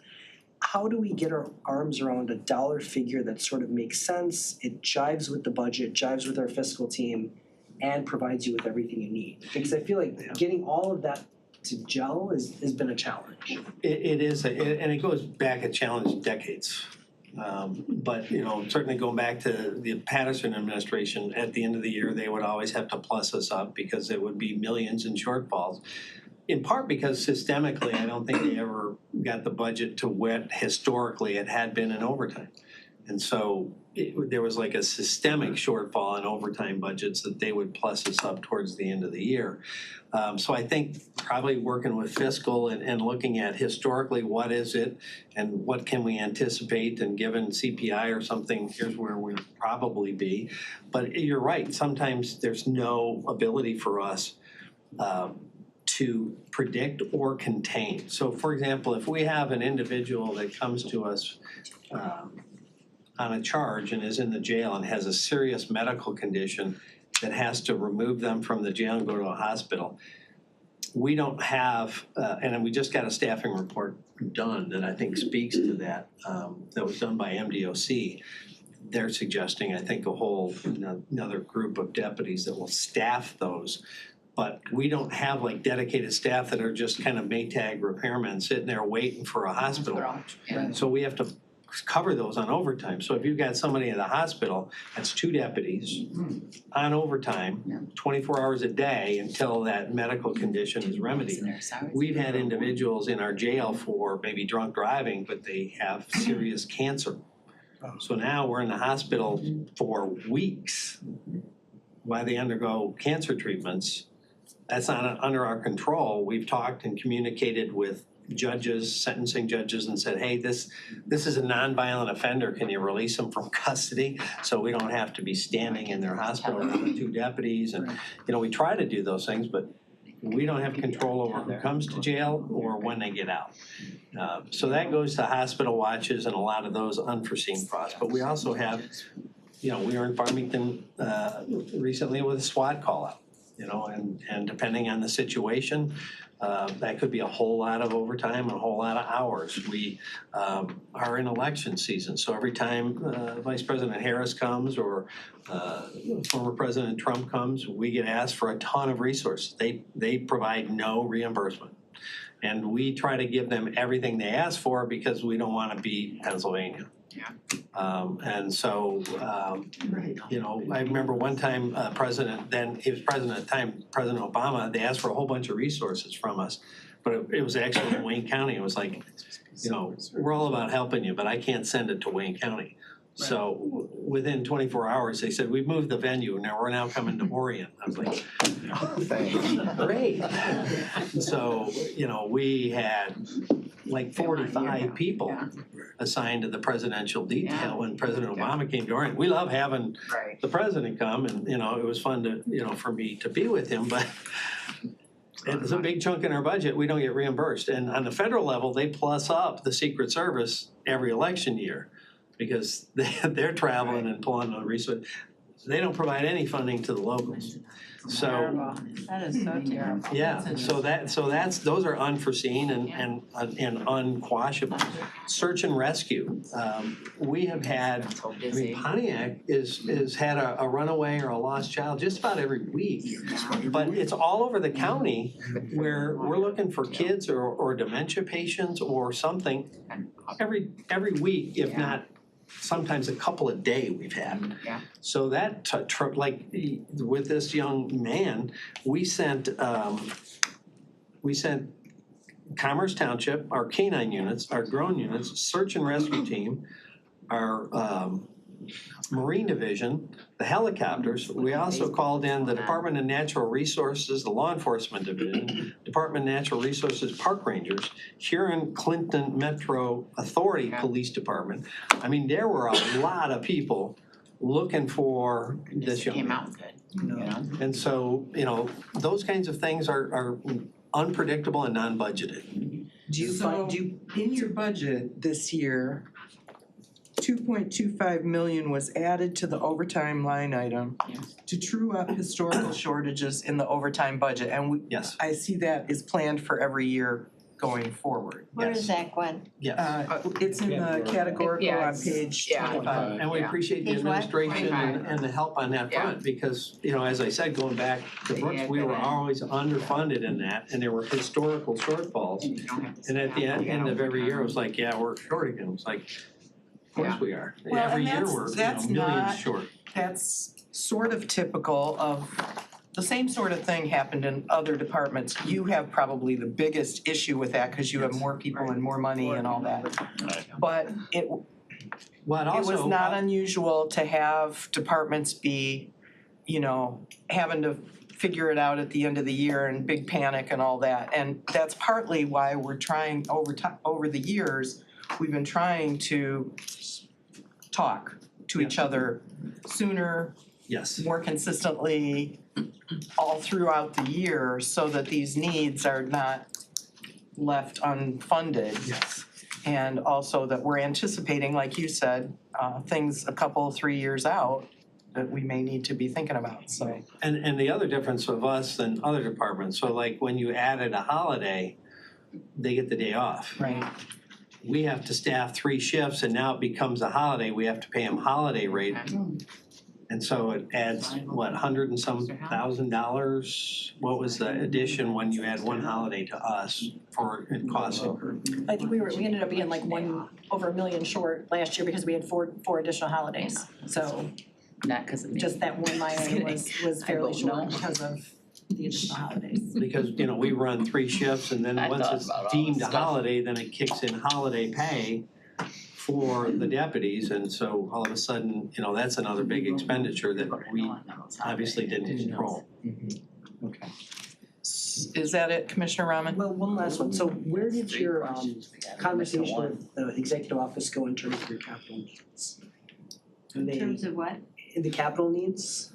And where have they left I think it, we're or are still we in ongoing chats. I talked to Hillary about the possibility, maybe we can partner with OCC and come up with some, you know, the county participates and the OCC participates and we have some kind of shared space for training. I mean, we're open to any idea, we just know we need training and we need storage. So, you know, I guess it's still kind of a work in progress is the closest answer I can give you.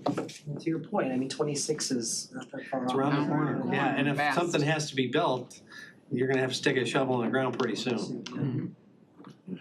Thank you. All right, Commissioner Cavell, followed by Commissioner Long. Hey, thank you. I have a couple of questions. So I see on the PowerPoint slide, the expenditures to the department internal support has gone from 19 million to now 30 million. That's you know, an increase by over a third. Can you help me understand what internal support means? Oh, That's all internal services, so that's IT communications, radio communications, everything. So basically, it's not controlled by the sheriff's office. Those are all the internal county services. And they've gone up for every department. Yeah, well, for the CV, everything. A big part of that, does that include, or is that part of this internal support? We missed what you asked. It broke up, does it include? I can't stand it. Oh, Clement. Yes. Okay. If you look at your individual budgets, it has everything listed out under internal services. So it's building space, equipment rental, Clemis, IT development, IT operations, managed print services, insurance fund, motor pool fuel, motor pool, radio and telephone communications. So all of that is what makes up our internal. So on the another question was there's a recent lawsuit or something, or I guess decision from the FCC. We can put on inmates and their families in jail. So how does that impact us with smart communications in jail communications with inmates and their families? So that's not a lawsuit. There's been movement with the FCC and Congress to capitate charges for inmate communications. Again, we have no control over that. That revenue comes to the general fund at this point, so that would be a loss to your general fund, whatever Congress and the FCC decide. Gotcha. Thank you. It won't impair that communication, it just reduces the amount the county has as receivable. Right. Understood. In saying that, I just want to lift up, I think a year and a half ago, I worked with Captain Steve Schneider and the Sheriff's Office, as well as Kyle Jen, and Smart Communications, just for the board to know and the committee to know that Smart Communications, our vendor, is willing to go down to like 4 cents a minute for a phone call, as well as like an equal equivalent amount reduction in cost. They've signed an MOU with the Sheriff's Office saying that they'd be willing to go down from like 16 cents to 4 cents, because that's where their profit point is. So just to lift that up for us, because I believe that money that goes to the general fund is about $1.3 million a year. Just for context for the board members and for Brian and Cheryl. Thanks for that. So I guess the third question is, we were just hearing from risk management. They were mentioning the Sheriff's Office and having a lot of regular meetings with you all, and you being kind of like the claims center, I think is what they called it. So how is that going? How are we doing in terms of that collaboration to prevent, huge increases or doing cost accountability? There's a lot of quizzical looks on the faces of the Sheriff's Department, so I don't think they are understanding it the same way that you are. I think I know.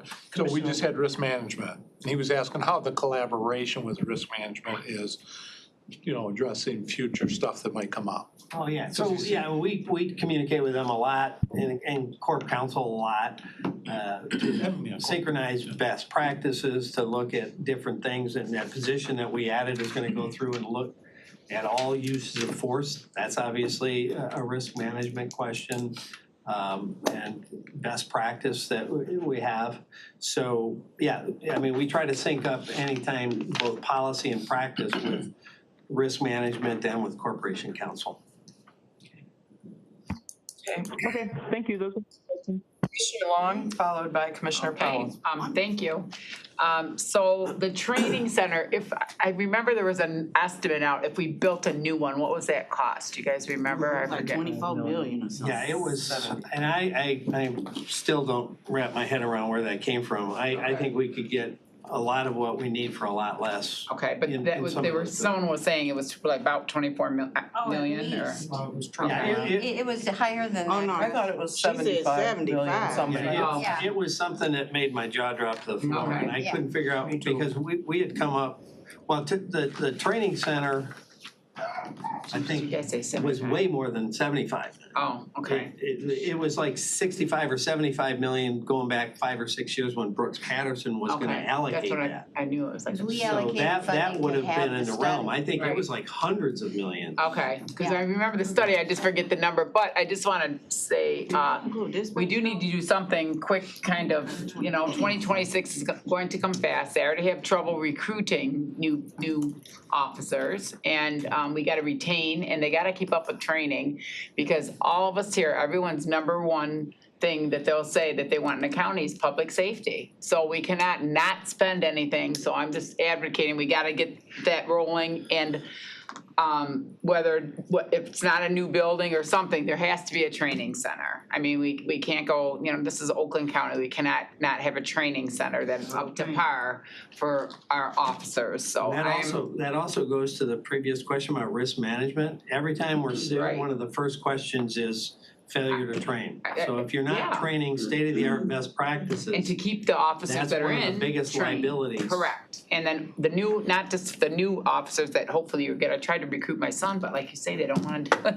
But it's hard to recruit, but to retain, we gotta keep you guys trained, everyone trained in it. And then what was the cost of the, I am worried with the helicopter situation. The helicopter's used a lot for search and rescue. I mean, last night on Facebook, everyone heard you guys going around Commerce and knew something was going on. It was all over Facebook, and I'm glad the results came out good. But what is the cost to replace those 2 helicopters again? I think, we gave it, I think it was about 4 a copy outfitted, or maybe 5 outfitted. 5.7, that's with equipment. So what they call. Each one, 5.7? Yes. So what they call a chopper green means it doesn't have, like, 2 of the most expensive piece of equipment are the ones that you use for search and rescue. It's the FLIR unit, forward-looking infrared, that allows you to see thermal and allows you to see at night and those are expensive pieces of equipment. They probably add $1 million. I'd have to pull the document, but they had like $1 million plus for the equipment. Obviously, we would sell the existing helicopters and equipment.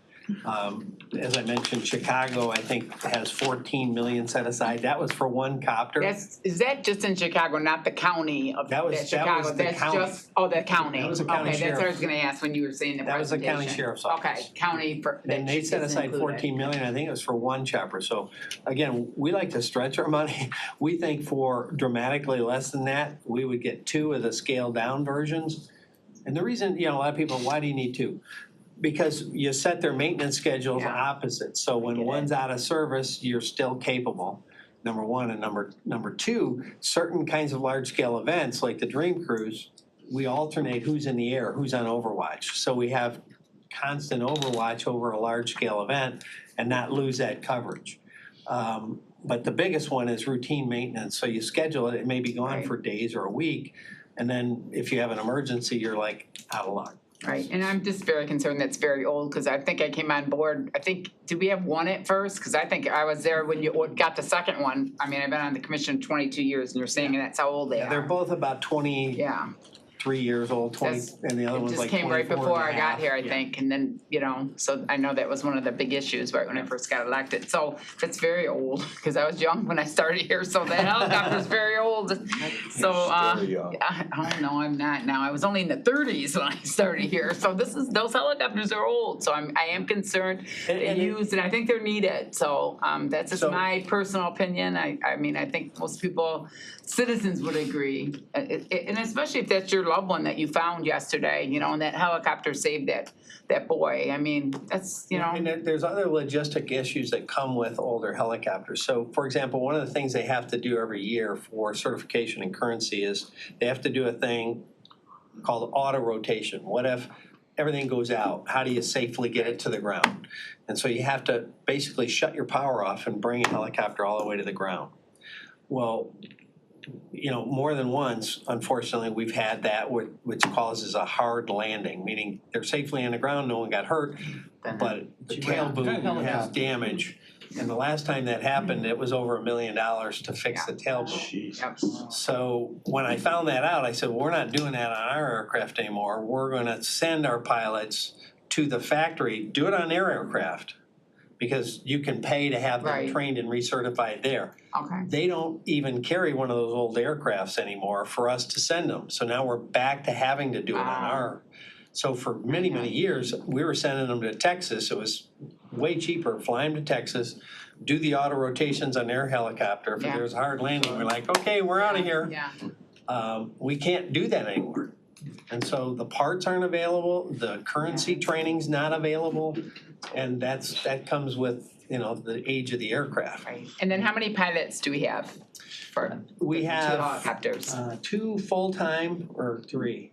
3 full-time. 3 full-time, and then we run part-time. Okay, that's it. Thank you.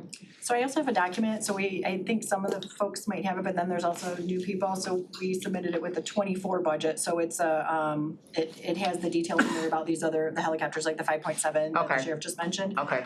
We also have a document that's very, very lengthy, but we've put together all the resolutions back to the beginning, so it's about 87 pages. It's all in a PDF though, so if anybody wants it, I'm happy to send it to the committee and so you can, if you have insomnia or whatever, you can read about, but it does talk about the beginning of the aviation program and how we had the first one in 2000, I think it was it 2000? Yeah, this is right before I got. And then we added the second one, and then kind of the history of the program and the things that have happened, so if you would like, I'll forward that on again and. Thank you for doing a good job. Staff and they can distribute it too. Okay. And I appreciate the sheriff's department, so I love having the sheriff department for Commerce Township, so thank you. Okay, Commissioner Powell, followed by Commissioner Hoffman. So, thank you, Sheriff, for always taking my call, and we had a discussion in regards to the therapist stuff and the special person that you broke down to me to just let me know that it's not a regular therapist, that you can just, per our health plans, possibly, to request the one that you're talking about, and it's peer-to-peer based on what you all do. So, I got that clarity, I understood that. So what I did was, and I will say, I did not talk to Captain Ewing. So, I mean, Major Ewing, we're gonna take him out of this, but I did talk to some sheriffs. And what they brought to my attention is that the privacy is an issue with the peer-to-peer and the trust as far as the conversations that go internally. So they were saying, it's not saying that, no, it's not one that's needed, but their option would be to go to somebody outside of the peer-to-peer we have. So be it that, is that such an option that they do have? And if so, would that be something that our insurance coverage would do? Because there are other agencies that offer the peer-to-peer. So I wanna ask that, and then if not, that's just something that I wanted our commissioners to understand, that that may be something that we may need to look at too, to make sure we kind of set the sheriff department so they have that space with our sheriffs who don't want to go to our internal peer-to-peer. But I turn it over to you to ask. Yeah, I mean, to so, explain. You know, so some may say that they don't feel comfortable going peer-to-peer, but way more say they don't feel comfortable going to insurance because that's all recorded with the county. Peer-to-peer, I don't ever see, I don't wanna see, I want it to be confidential, I want it to be an access where they don't have that concern. Each person has different concerns. The difference that you talk about the health insurance, when we changed healthcare providers, the current healthcare provider doesn't provide what the last one did. There was a specialized program called Back the Badge, a component of the last healthcare provider called Back the Badge, because there's, you know, you can have mental health challenges, but there's a different kind of mental health challenge when it may be related to what you see every day at work, and you just had to put a tourniquet on a 1-year-old child that got shot, versus, you know, having a different kind of stress. So that person that deals with military and police trauma, that kind of unique wheelhouse space is different. You know, sometimes to be able to unlock that door and get people to talk. Okay. So, you know, the people that we flew in to help debrief our people and help them process after were specifically focused on having the wheelhouse of military and public safety. It's just kind of a different thing. And we also know that, you know, it's not a natural thing for people in the military or public safety space to open up. And so they gotta have the right can opener. And a can opener is usually somebody they can relate to, somebody that understands what they've gone through. And that component is no longer available. And so that's peer-to-peer has ramped up, filling that space. So just in case we did have a sheriff that comes into that, is there resources though that will assist, be it, you know, that's the preference that they choose. They don't wanna go to our peer-to-peer. That specific therapist you're talking about, We don't have they that would be- available anymore. The Back the Badge component of the old healthcare provider is gone from the current healthcare. Okay, so that's, okay, thank you. All right, Commissioner Hoffman, Thank followed you. by Commissioner Gershenson. Thank you. Thank you very much for the presentation. Thank you for what you do. You indicated we could use 60 more employees. What's the biggest obstacle? I mean, we're competing for labor. Every organization is. Is it starting pay should be higher? And do we have it set up where if somebody transfers from another department that has a lot of experience, do they have to start at the bottom again? Or, okay, we got that taken care of? You know, I mean, it's because lateral hiring is pretty much all over the place these days. You know, they very much are looking at, like, a community not too far to our east still does pensions. So that's pretty tough to compete with. We lost, I think, 3 or 4 huge. out of Pontiac substation alone. Yeah. How many? Five. Went to Oak Park because I have a pension. Yeah. 5 left. But how many came back? Yeah, they came back. We got them back though. Except one. One, okay.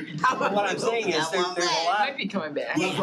But we also said we want you back. Yeah. A lot of agencies don't do that. And I was mad because they were good sheriffs that was leaving my city. But that's the kind of thing that's happening. We're all chasing a much smaller pool. We were talking about this the other day. When I got into this business, and most of the people here, there would be 1,000 applicants for 10 openings. Now we'll have 100 applicants for 50 openings. And one of the things we don't do, we have a high standard. And a lot of agencies has reduced their standards. And I think that's one of the worst things Terrible. for outcomes. You know, the individual that was criminally prosecuted, convicted for abusing the African-American person on a traffic stop in Inkster had applied here twice and been turned down. Because we do a thorough background, we say, no, we don't want any part of this. Yeah, y'all don't play with them. And so didn't get hired, got hired there. And so, you know, a recipe in my mind of disaster is lower your standards. The best way to have better police outcomes is better training and better hiring. Hire somebody with a service heart and then train them to your culture, which is, you know, take care of people at all times as best you possibly can. Because we're in a business where no matter what we do, sometimes there's terrible outcomes. It's just unfortunate, but we try to get the best possible outcome in every situation. Well, I think we just have to compete better and get the best, and I appreciate the fact you guys all have high standards. That's very important. Well, even dispatch, they do a sit-along, so they actually sit there and they view it. But sometimes once we hire them and they go through training, they still decide, you know, I can't do this on a daily basis. So, you know, at one time we were fully staffed in dispatch, now we're down 12. So it just is kind of this revolving door of hiring and training. So it's not that we're not hiring, we're hiring a bunch. Okay. They're not And they leave. necessarily making it through training or staying past that training once they see what the reality of the job is, so. But how about the starting pay? Where do we stand in competing? We're nowhere near the top, but we're competitive, I guess. Okay. Thank you. Commissioner Powell has one more question, and then I have a list. Right, just, Oh, and Commissioner Gershenson, that's right. Because we're now also in benefits discussion, wouldn't this be the appropriate time for me to ask them about this back to badge? What do you mean? I agree. It dropped from the old insurance company, Yeah. so now we're trying to Yeah. figure out, because we switched, what insurance company or anything that can add that back, that's a. That's HR, Oh, okay, HR. So the Back the Badge was through our previous employee assistant program. The company that we currently contract with, Optum, at the time when they came in, did not have that available. I've made a note to follow up, they were supposed to be working on one. Oh, okay, So so I'm we. gonna follow up to okay. see where they're at on that. Thank you, yes, Commissioner Powell will wanna update with that. Can Thank I, you so can I much. raise a question that you just spurred in my mind, Commissioner? And this isn't something the county controls, but maybe the county can push. One of the biggest challenges we have with our folks is workers' comp. So our people go out because they've been hurt in a line of duty, or they're struggling with a mental health outcome from a line of duty thing. And the county doesn't have control over, we don't have control over who gets denied benefits. But it's crushing to our folks that have been injured in the line of duty or have a PTSD type of situation, and they get denied workers' comp by the carrier. And so at some point, you know, I would love us to have a collective conversation. How do we support our people in those crises? These aren't folks that are, you know, claiming they got a hurt back and, you know, they're off playing golf. They're struggling with some real injuries and some real traumatic mental health moments. And then getting denied compensation by workers' comp. Again, it's not Oakland County We denying. hear risk management in here tell us that they're in charge of managing workers' comp for the county, so, you know. So I'll ask that question too. It made me Yeah, think of that. It's just, it's the perfect time right It's now. very high on our list, so I'd like to try to figure out how do we address that, because I know Put that on our it's list. very crushing on our. Yeah, cause budgets and benefits right now is about to come up, so I just thought I'd send it to Sunil, and thank you, you're here, so we can get some Cheryl over there taking discussions. notes. so. Oh, thank you, thank you. Thank you. Okay. Commissioner Gershenson, sorry I skipped you. Oh, it's okay. So the storage facility, the training center, clearly it's going to be addressed. You can't be without those. And since we're gonna be doing this big move to Pontiac, it seems to me there's gonna be some infrastructure around here that I don't know if we own or if we're renting. But if you are in preliminary conversations with Hillary, now that's good news for us. Well, we just had a real early conversation about potentially doing something with OCC, but unfortunately, she's leaving and Right, but so I don't know who's gonna pick up that ball, but we're willing to. He was here He's a minute ago. amazing, if you don't know Walt, he's. Yeah, no, I'm just saying, I don't know if that'd been passed to somebody else other than Walt Well, or it will who it be. was, but you know, we're open to a lot of different brainstorms. The key for us is that it's central to all agencies in the county for a training facility and a storage facility. So if we have to deploy the equipment coming from Pontiac or where we are now, Waterford, we can get, that's kind of the center of the county. And if we have a training center that's as close as possible, I mean, Auburn Hills is not quite as center, but it's still pretty close. Something that every agency doesn't feel like, you know, we're coming from Lyon and we gotta go to Brandon. That's, you know, you take 2 hours off of the training day just in the commute. So Well, I the more get it. central, I mean, my point is that I cannot imagine this is not on the radar. This is something that something is gonna happen here, and there's gonna be a lot of facilities available right here. So we'll try to stay on it as well. Thank you. I know I've talked to our facilities people about, you know, the big picture of this campus. What's moving? Right. What buildings are gonna be empty? What parking lots, can we do something? I mean, there's just a whole lot of discussion. And Right. OCC may be part of that conversation. So, Right, yeah, I'm just between saying, I administration, think facilities. it's gonna be discussed. Yeah. It's not going anywhere, and we're all hearing it, and we see there's a deadline, so. Okay, so that was that one. I'm glad you talked about the mental health treatment, that did come up yesterday. So, you know, the tragedy of Officer Reckling and that whole unit, that whole auto recovery, auto theft thing. It's something that I think at some point we should talk about. We really wanna understand that program. I think that's grant funded. Yes. Right, so I mean, you know, when we approve a grant, we don't always get that that's what that grant was, and we sure got it at paying homage, paying respect to that officer at that church. We got it, that it was a grant. So I know we wanna talk about that at some point.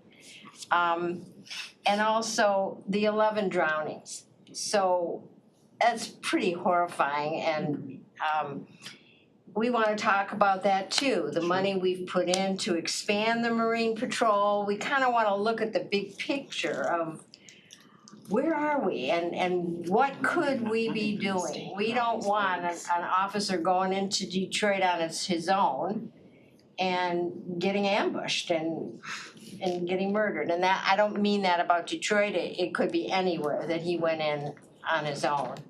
So there's things that happen that I think that either the Public Health and Safety Committee or we need to have discussions so that we just don't put a rubber stamp on something without really understanding what that program is and talking about it honestly and the risks involved and, you know. yeah, no, we're happy to come and talk about it and go through that. I mean, the sad fact is we're in a very dangerous business that's very unpredictable and goes quickly into a dangerous moment. He wasn't alone in Detroit, but he was alone at that spot. There were multiple deputies. They were doing what they've done a million times. They were responding to try to find a car that had recently been stolen in Oakland County. And he came on the car and they stopped and ambushed him. Oh, yeah, I know. And so, you know, obviously we're always looking at how can, you know, we be informed from a tragedy and how can we keep our people safe. But, you know, all of us sitting at the table have found themselves in a uh-oh moment. You know, I've had guns pop up on me in a split second and somebody try to shoot me. And there's that sadly happens in our world. But what we try to do is help them with the training to be better capable of responding and the support with having other deputies with them. And, you know, that's just a terrible, terrible thing. We've been talking about having more communication with our departments. And this is an example where we really want to understand what these grants really mean. And then there was one more thing I wanted to mention. So that was the training center and And to your point, I know. I guess if I'd have thought in the abstract, and I'll throw this up to other folks that have been on the street, if I'd have thought, somebody on a specialty team was gonna get shot, my first thought would probably be narcotics enforcement or fugitive. Because they deal with super dangerous situations every day. All of our people in any position deal with potentially dangerous, but if I just had to, when you think about, because we get grants for narcotics enforcement and for, we work on fugitives. My first thought would have been, was this the FAT team or was this NET? It was auto theft. I know, it was a shock for us too. Shock for everybody. The last thing I wanna say is, I do hear what you're saying about helicopters. I do think they're important, and somehow over the years, people can joke about you and your tanks and your helicopters, and, But the truth is, they've come in handy and they are, so we do hear that, and it's not lost on us. Thank you. Thank you, Commissioner. Well, I have my list. And then, anybody else who has one more question, I'll. Who hasn't gone But yet? top of my list was drownings, 11 drownings in this community. Now, I know you're not gonna go get on the boat and keep that person from falling off the back. But is there something we can do countywide or with the local police departments in terms of educating the public better? And especially people don't even think about it, they're on somebody's pontoon boat and they don't have a life vest and it's getting dark and, just even if we had public service announcements on television, on Facebook or whatever about water safety in a much more active way. I'm not seeing anything about water safety, and we live in a lake with 400, or a county with 400 lakes. So I guess I'd like you guys to think about that. What can we do better to inform the public? You're always gonna have that kid that's gonna end up in the muddy puddle and, let's hope we don't, but 11 drownings is a lot and it's only the middle of August, right?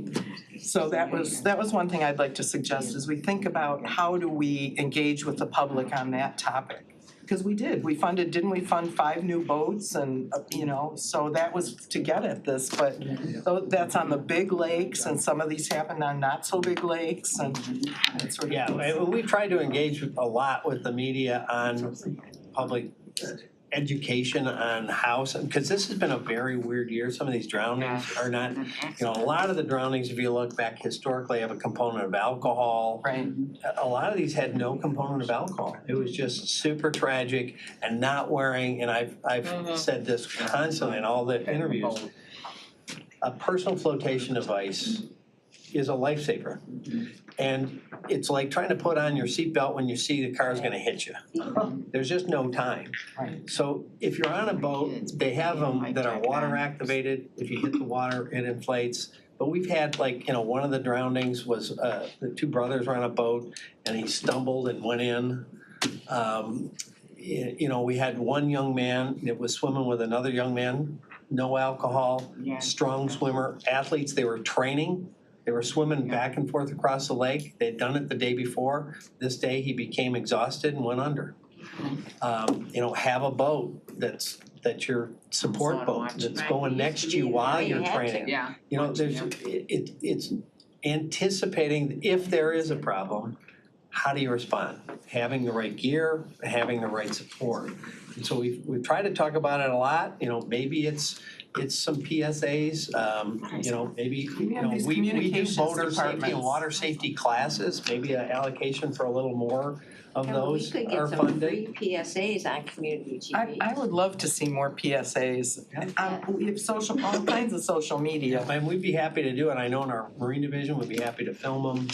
We're Let's talk about constantly, that at at the greater beginning of the length. year, We we all put have out a press community release. And you know, every year when boating season and swimming season starts, we put out a long sheet. Here's Yeah, safety I saw recommendations something every else, year. so. We send it to every media outlet. Please just share this, Yeah, I see. broadcast it, talk to people about safety equipment, safety checks. And our Marine Division, because you funded more patrols, you know, I think, I don't have it in front of me, but for some reason in my head, I'm thinking 1,400 times they communicated, they stopped the boat and said, you know, you're deficient here or there. Didn't write them a ticket, just said, you know, this is safety. Because, you know, we're not out there trying to write tickets, we're out there trying to keep people safe. Okay, so that was the first one. Listening to the conversation about peer-to-peer and understanding that officers don't necessarily want to alert the insurance that they're having an issue, and it's one-on-one peer-to-peer. Is there any like support group work within the sheriff's department where they can talk to each other or they can have a facilitated conversation as a small group? I mean, many of us have been involved with small groups for mental health reasons, for whatever, right? Do you do any of that Yeah, our kind of thing? peer-to-peer does all of that. I They mean, they're do? meeting Okay. people alone in a coffee shop at all hours of the day and night. They're calling them, you know, I'm struggling right now. Boom. These folks that are our volunteer peer-to-peers are putting in an enormous amount of emotion and time on their own time to help anybody else, you know, with whatever they're going through. I just mean something a little more structured that. And sometimes they'll pull them together in groups. We've done, you know, we've flown in, you know, we were able to get some resources to fly people in more than once that are experts in this space and then brought groups in. And then they whittle the groups down from like, here's everybody that's struggling with this situation. Here's the ones that were really first and are struggling the most. And here's the ones that really are needing of triage right now. And so they pretty much from, you know, A to B or A to Z, they've tried to tailor whatever they can within the resources they have at their fingertips. Okay. We had the prosecutor in here yesterday talking about the huge workload that's been created by digital media for them. And I know we're adding one full-time sergeant for reviewing the footage from the body cams. Yeah. Do you see a bigger problem? Are we thinking that next year we're gonna need more support for this digital media? I mean, they talked as if it's just like exploded exponentially year after year. Yeah, it has, and obviously, you know, again, we're always cognizant of competing demands, and you know, the executive's office has got a lot of things that they're looking at and y'all are looking at, but yeah, I mean, we just launched into probably one of the worst sex offender investigations I've seen in my career. Well, she was On speaking of that one specifically. On one device, we have 13,000 videos that our people will have to watch every one of them. Yeah. That's what she was So that, saying. I mean, assuming that you're talking about, you know, personnel hours investigation, that's one person that's gonna have to view 13,000 for the entirety to determine if there's criminality. And if so, try to identify the victim, the venue, all of that. It's weird. And that's on one device, and we have 8 hard drives, I think, I'm doing this from my head, 4 cell phones, and there may be some on a cloud somewhere. So, I mean, we're thinking, I said to my CCU, I said, what's your best guess? And they thought, maybe 6 months for them to try to work through it, because we just don't have the bodies. And when you talk about body cams, our FOIAs have gone up exponentially. So, you know, we're having a very difficult time meeting the statute about FOIAs, because when you review a body cam, you have to remove PII, personal identifying information. So they have to watch 8 hours of body cam video. It takes them 8 hours. And then they have to remove and redact anything by law that they're required to do. And so, you know, a lot of this stuff takes an enormous, you know, so a long answer to your question, digital, yeah, it's been hugely helpful, but it is very consuming. So from my perspective, I think we need a longer term plan going forward because it's not gonna get smaller. And I don't think fiscal or us wanna be surprised with we can't do the job, or it's gonna cost us $8 million to do the job and we have to do it right now. So, between you and the prosecutor and everybody who's using this digital data, I think we have a bigger conversation that needs to take place. That's all I'll say about that. And then my last question, listening to you talk about recruiting, what about marijuana? Are you excluding people because they test positive for marijuana? No, I don't. You mean hiring? For hiring. Oh, for if they test positive, but For not if they've hiring. had it in their history. Yeah, not in Right. their history, they test So- positive. Yeah, so if they test positive, because, our standard is you can't be violative of a state or federal law. Right, So that's a federal How law many days still. does it stay in your? that can stay in your system a long time. Long time.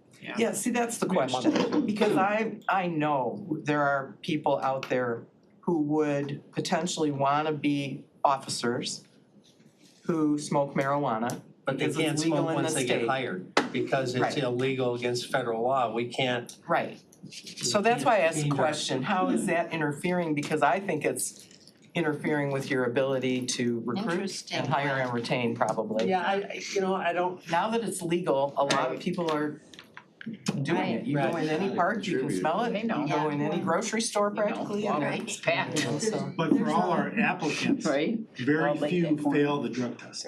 okay, good to know, Which is a good that's my sign. question. And there's also we have to test for it because we get the federal dollars. Exactly, I So that's, understand. you can't not test. Right. But because we get all the federal dollars, it has to be tested. I understand that, The police? but we're in a state where it's now legal, and so people are Any smoking. municipality that gets federal dollars. Yeah, okay, that was my last question. I see Commissioner Rahman had his hand up one more time. One quick one. It didn't come up in today's conversation, but drones.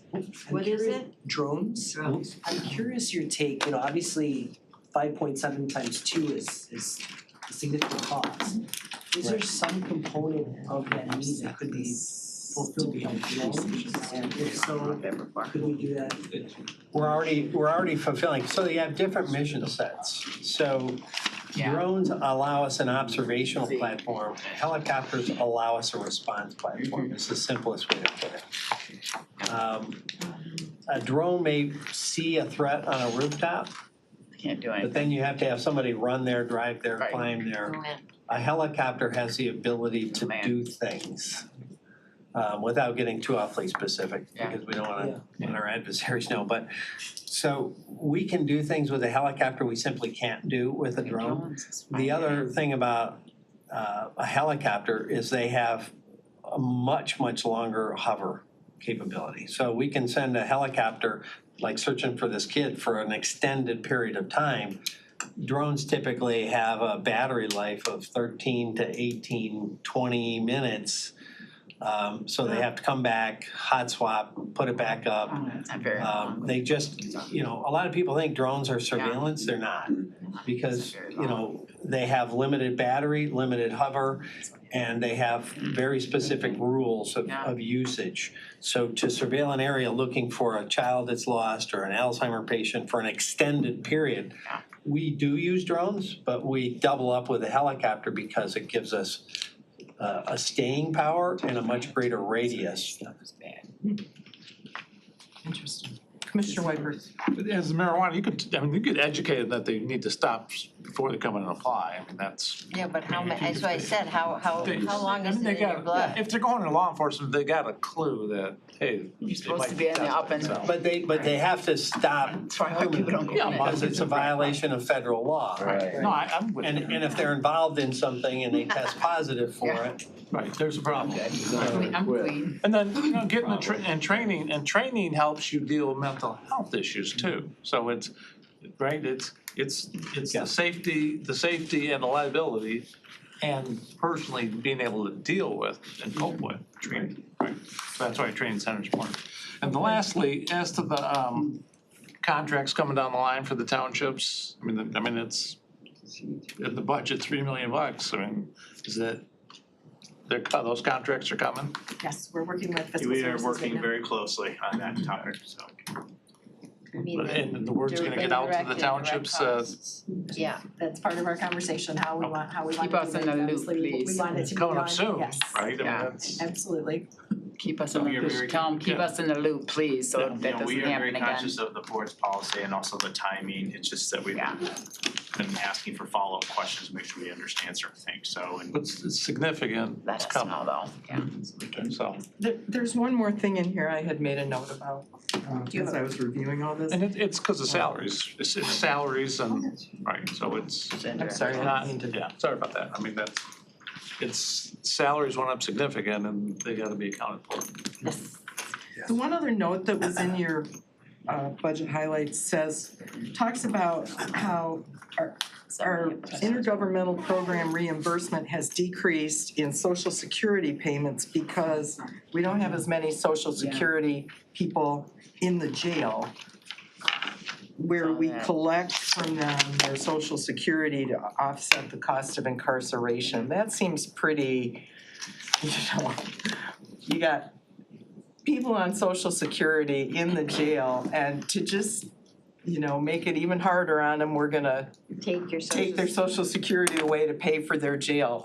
I mean, do we do that across the board for everybody? Charge them for the time they're in jail or just the people we know they have an income source or, that struck me as really hard thinking about a 70-year-old person who, Yeah, and that's ultimately a policy decision that's gone down, and I don't think we've done collections in terms of actually getting much for a number of years, but it yeah. seems like it would cost us more money to collect than it would to get. That's probably why they give up. to be So part of it, it's not just social security. I mean, if somebody was sentenced to jail for 30 days and they're a multimillionaire, they can pay for their jail days was the thought and the concept, I think, when the legislature passed that, rather than the taxpayer pay for them to be there. But ultimately, the implementation of that's up to you, understanding that whatever revenue that used to come in from it now doesn't. So, that's a decision up to you. But there's also other things that don't make a lot of sense to us, and we've been working on a federal level. So as soon as someone's arrested, the federal government cuts off their Medicaid and Medicare. Right. Which means the county now pays for it, even though they're only accused, they're not convicted. So they lose immediately the benefits because it behooves fiscally the federal government, and they won't change that policy because they said it creates a big hole in their budget. Oh, really? Well, thanks. It's their responsibility. If that person wasn't in jail, they would have to pay it, and they're not convicted, and you're taking away a benefit. Right. So the very people that keep talking about stigmatizing people that are in jail refuse to cover Medicaid and Medicare the day they walk in the door. Yeah. Wow. And we've been pushing for them to change that, and, they said, well, what if we do it for 3 days? It's like, because they don't want to have fiscal implications on them. Okay. All right. I think that's it for the sheriff's Thank you. department today. We know what the Thank you for problems are. coming in and Oh, yeah, we'll go to public comment. Yeah. the meeting's not I need over. Sheriff Bouchard here for my public comment. Mr. Oh. Bouchard. Sheriff Bouchard. Sheriff Bouchard. Sure, does He doesn't not. have to stay, but you can. All right, we are ready for our public comment. Public comments Don't right now. miss your public comment. Public comments right now, if you want it. Oh, It's recorded so you can watch it. yeah, yes, don't say It's it. recorded so you can watch Yeah, it. it's recorded. So, It's public. do they not want to make Well, public you can comment announce in our public meeting? comment and close it. Make sure we I announce mean, public comment 3 times. All right, I'd give them well- a minute. We are open for public comment. I'd give it a minute, but. Yeah. We are still open for public comment. Let's do that, but I mean, we did hear I'm him. leaving all this time, I'm not gonna make their comments. Let's see if he We comes wanna- back. Give him a minute. I don't know. I don't know, you guys, I think. Check. Wait a few seconds, but. 8 sheriffs in the building, so I'm gonna leave it to them to handle this. Public comment. Yeah, I'll come back. If I can do my public comment, I You will may definitely make your come back. public comment, we Yeah. were just about to close it, but please feel free, come to the end of the table. Say your name. Tell us your Sorry about name, my outburst, but I'm Okay. very passionate, very upset. tell us your name My and name is where you're Kevin from. Sogg, I live in Royal Oak. some of you of the commission I've addressed before many times, you know my story. Yeah. I came here specifically today because I wanted to confront and face Sheriff Bouchard, who for the past 3 years has refused to communicate with me, meet with me, or answer any of my questions. He says for me to go to his lawyer, and his lawyer refuses to answer. The lawyer that we pay for, public money pays for. He talked about damage control or risk management. You know what risk management the sheriff's department does? When they shoot a citizen, they investigate themselves, and it's not an investigation. It's simply statements from the people there, and they can say anything they want, and nothing is investigated and proved true. Super huge red flags. The gunman says my son was looking down the sights at him. The coroner's report says he was shot in the back. Nobody red flags that, nobody investigates it, nobody says anything because let it lie. A bullshit report that then goes to the prosecutor's office. She says she doesn't like it. She wants a third party. They can't get a third party. Nobody will do it. Instead, she finally has to pass it as a justified shooting. My son wasn't shooting at anybody. I've got a letter here from Bouchard to the prosecutor that basically claims that my son, his men, in his words, had to endure a barrage of 37 rounds fired at them. Yeah, there was 37 rounds fired into the floor of my house. So he lies. Everything is a lie about this thing. He awarded the guy that shot my son a certificate for valor. What's valorous about hiding behind a big tree in the dark and there's a tank parked 10 feet from a giant hole in front of my house with the lights all in there, and the shooter actually says, it's clearly illuminated. And he shot my son in the back. My son couldn't see out that window because he was blinded by the light shining in. All bullshit. Every single person that was there, 10 people, if you sit down and read the FOIA and read their statements and put them together, all comes out the same way. I didn't see anything. I'm sitting right in the tank, this close to you from my son, and I didn't see anything. Because I don't want to incriminate any of my friends. I controlled the whole situation by investigating ourselves. And that's the sheriff's department you got. That guy will not meet with me, answer any questions, won't answer anything about that. You should read this letter from him to the prosecutor. What a nasty man he is. What an unprofessional person. How do, none of you, I've gone everywhere from the highest office in this state, and nobody will make him accountable to me to answer the questions. You know what? They told me to file a complaint with the sheriff's office. I used their electronic system and filed a number of complaints months ago. Not one single answer. They won't even follow that. They are purposely not answering this because they know they did wrong. Bouchard issued that guy a citation to make it look pretty. He fought me every single way. He took guns from my house that my son didn't have anything to do with. Okay, And I Mr. had Sugg, to go to court to get them to force them to give me my property back. They handed me a tub, an open tub with my son's bloody clothes in it, just said, here you go. Nasty, evil people. And you guys want to give them more money? You think they're heroes and they're perfect and they do everything right? They don't. Thank you, Mr. Sugg. Thank you. Appreciate your time. Let's just wait any more public comment. All right, Make sure there's is no there one anybody else for public comment? before you close it. Seeing none, I'll close public comment at this time. Is there any other business to come before the Finance Committee this afternoon? Seeing none, I will adjourn this meeting at 4:20 and remind everybody we have another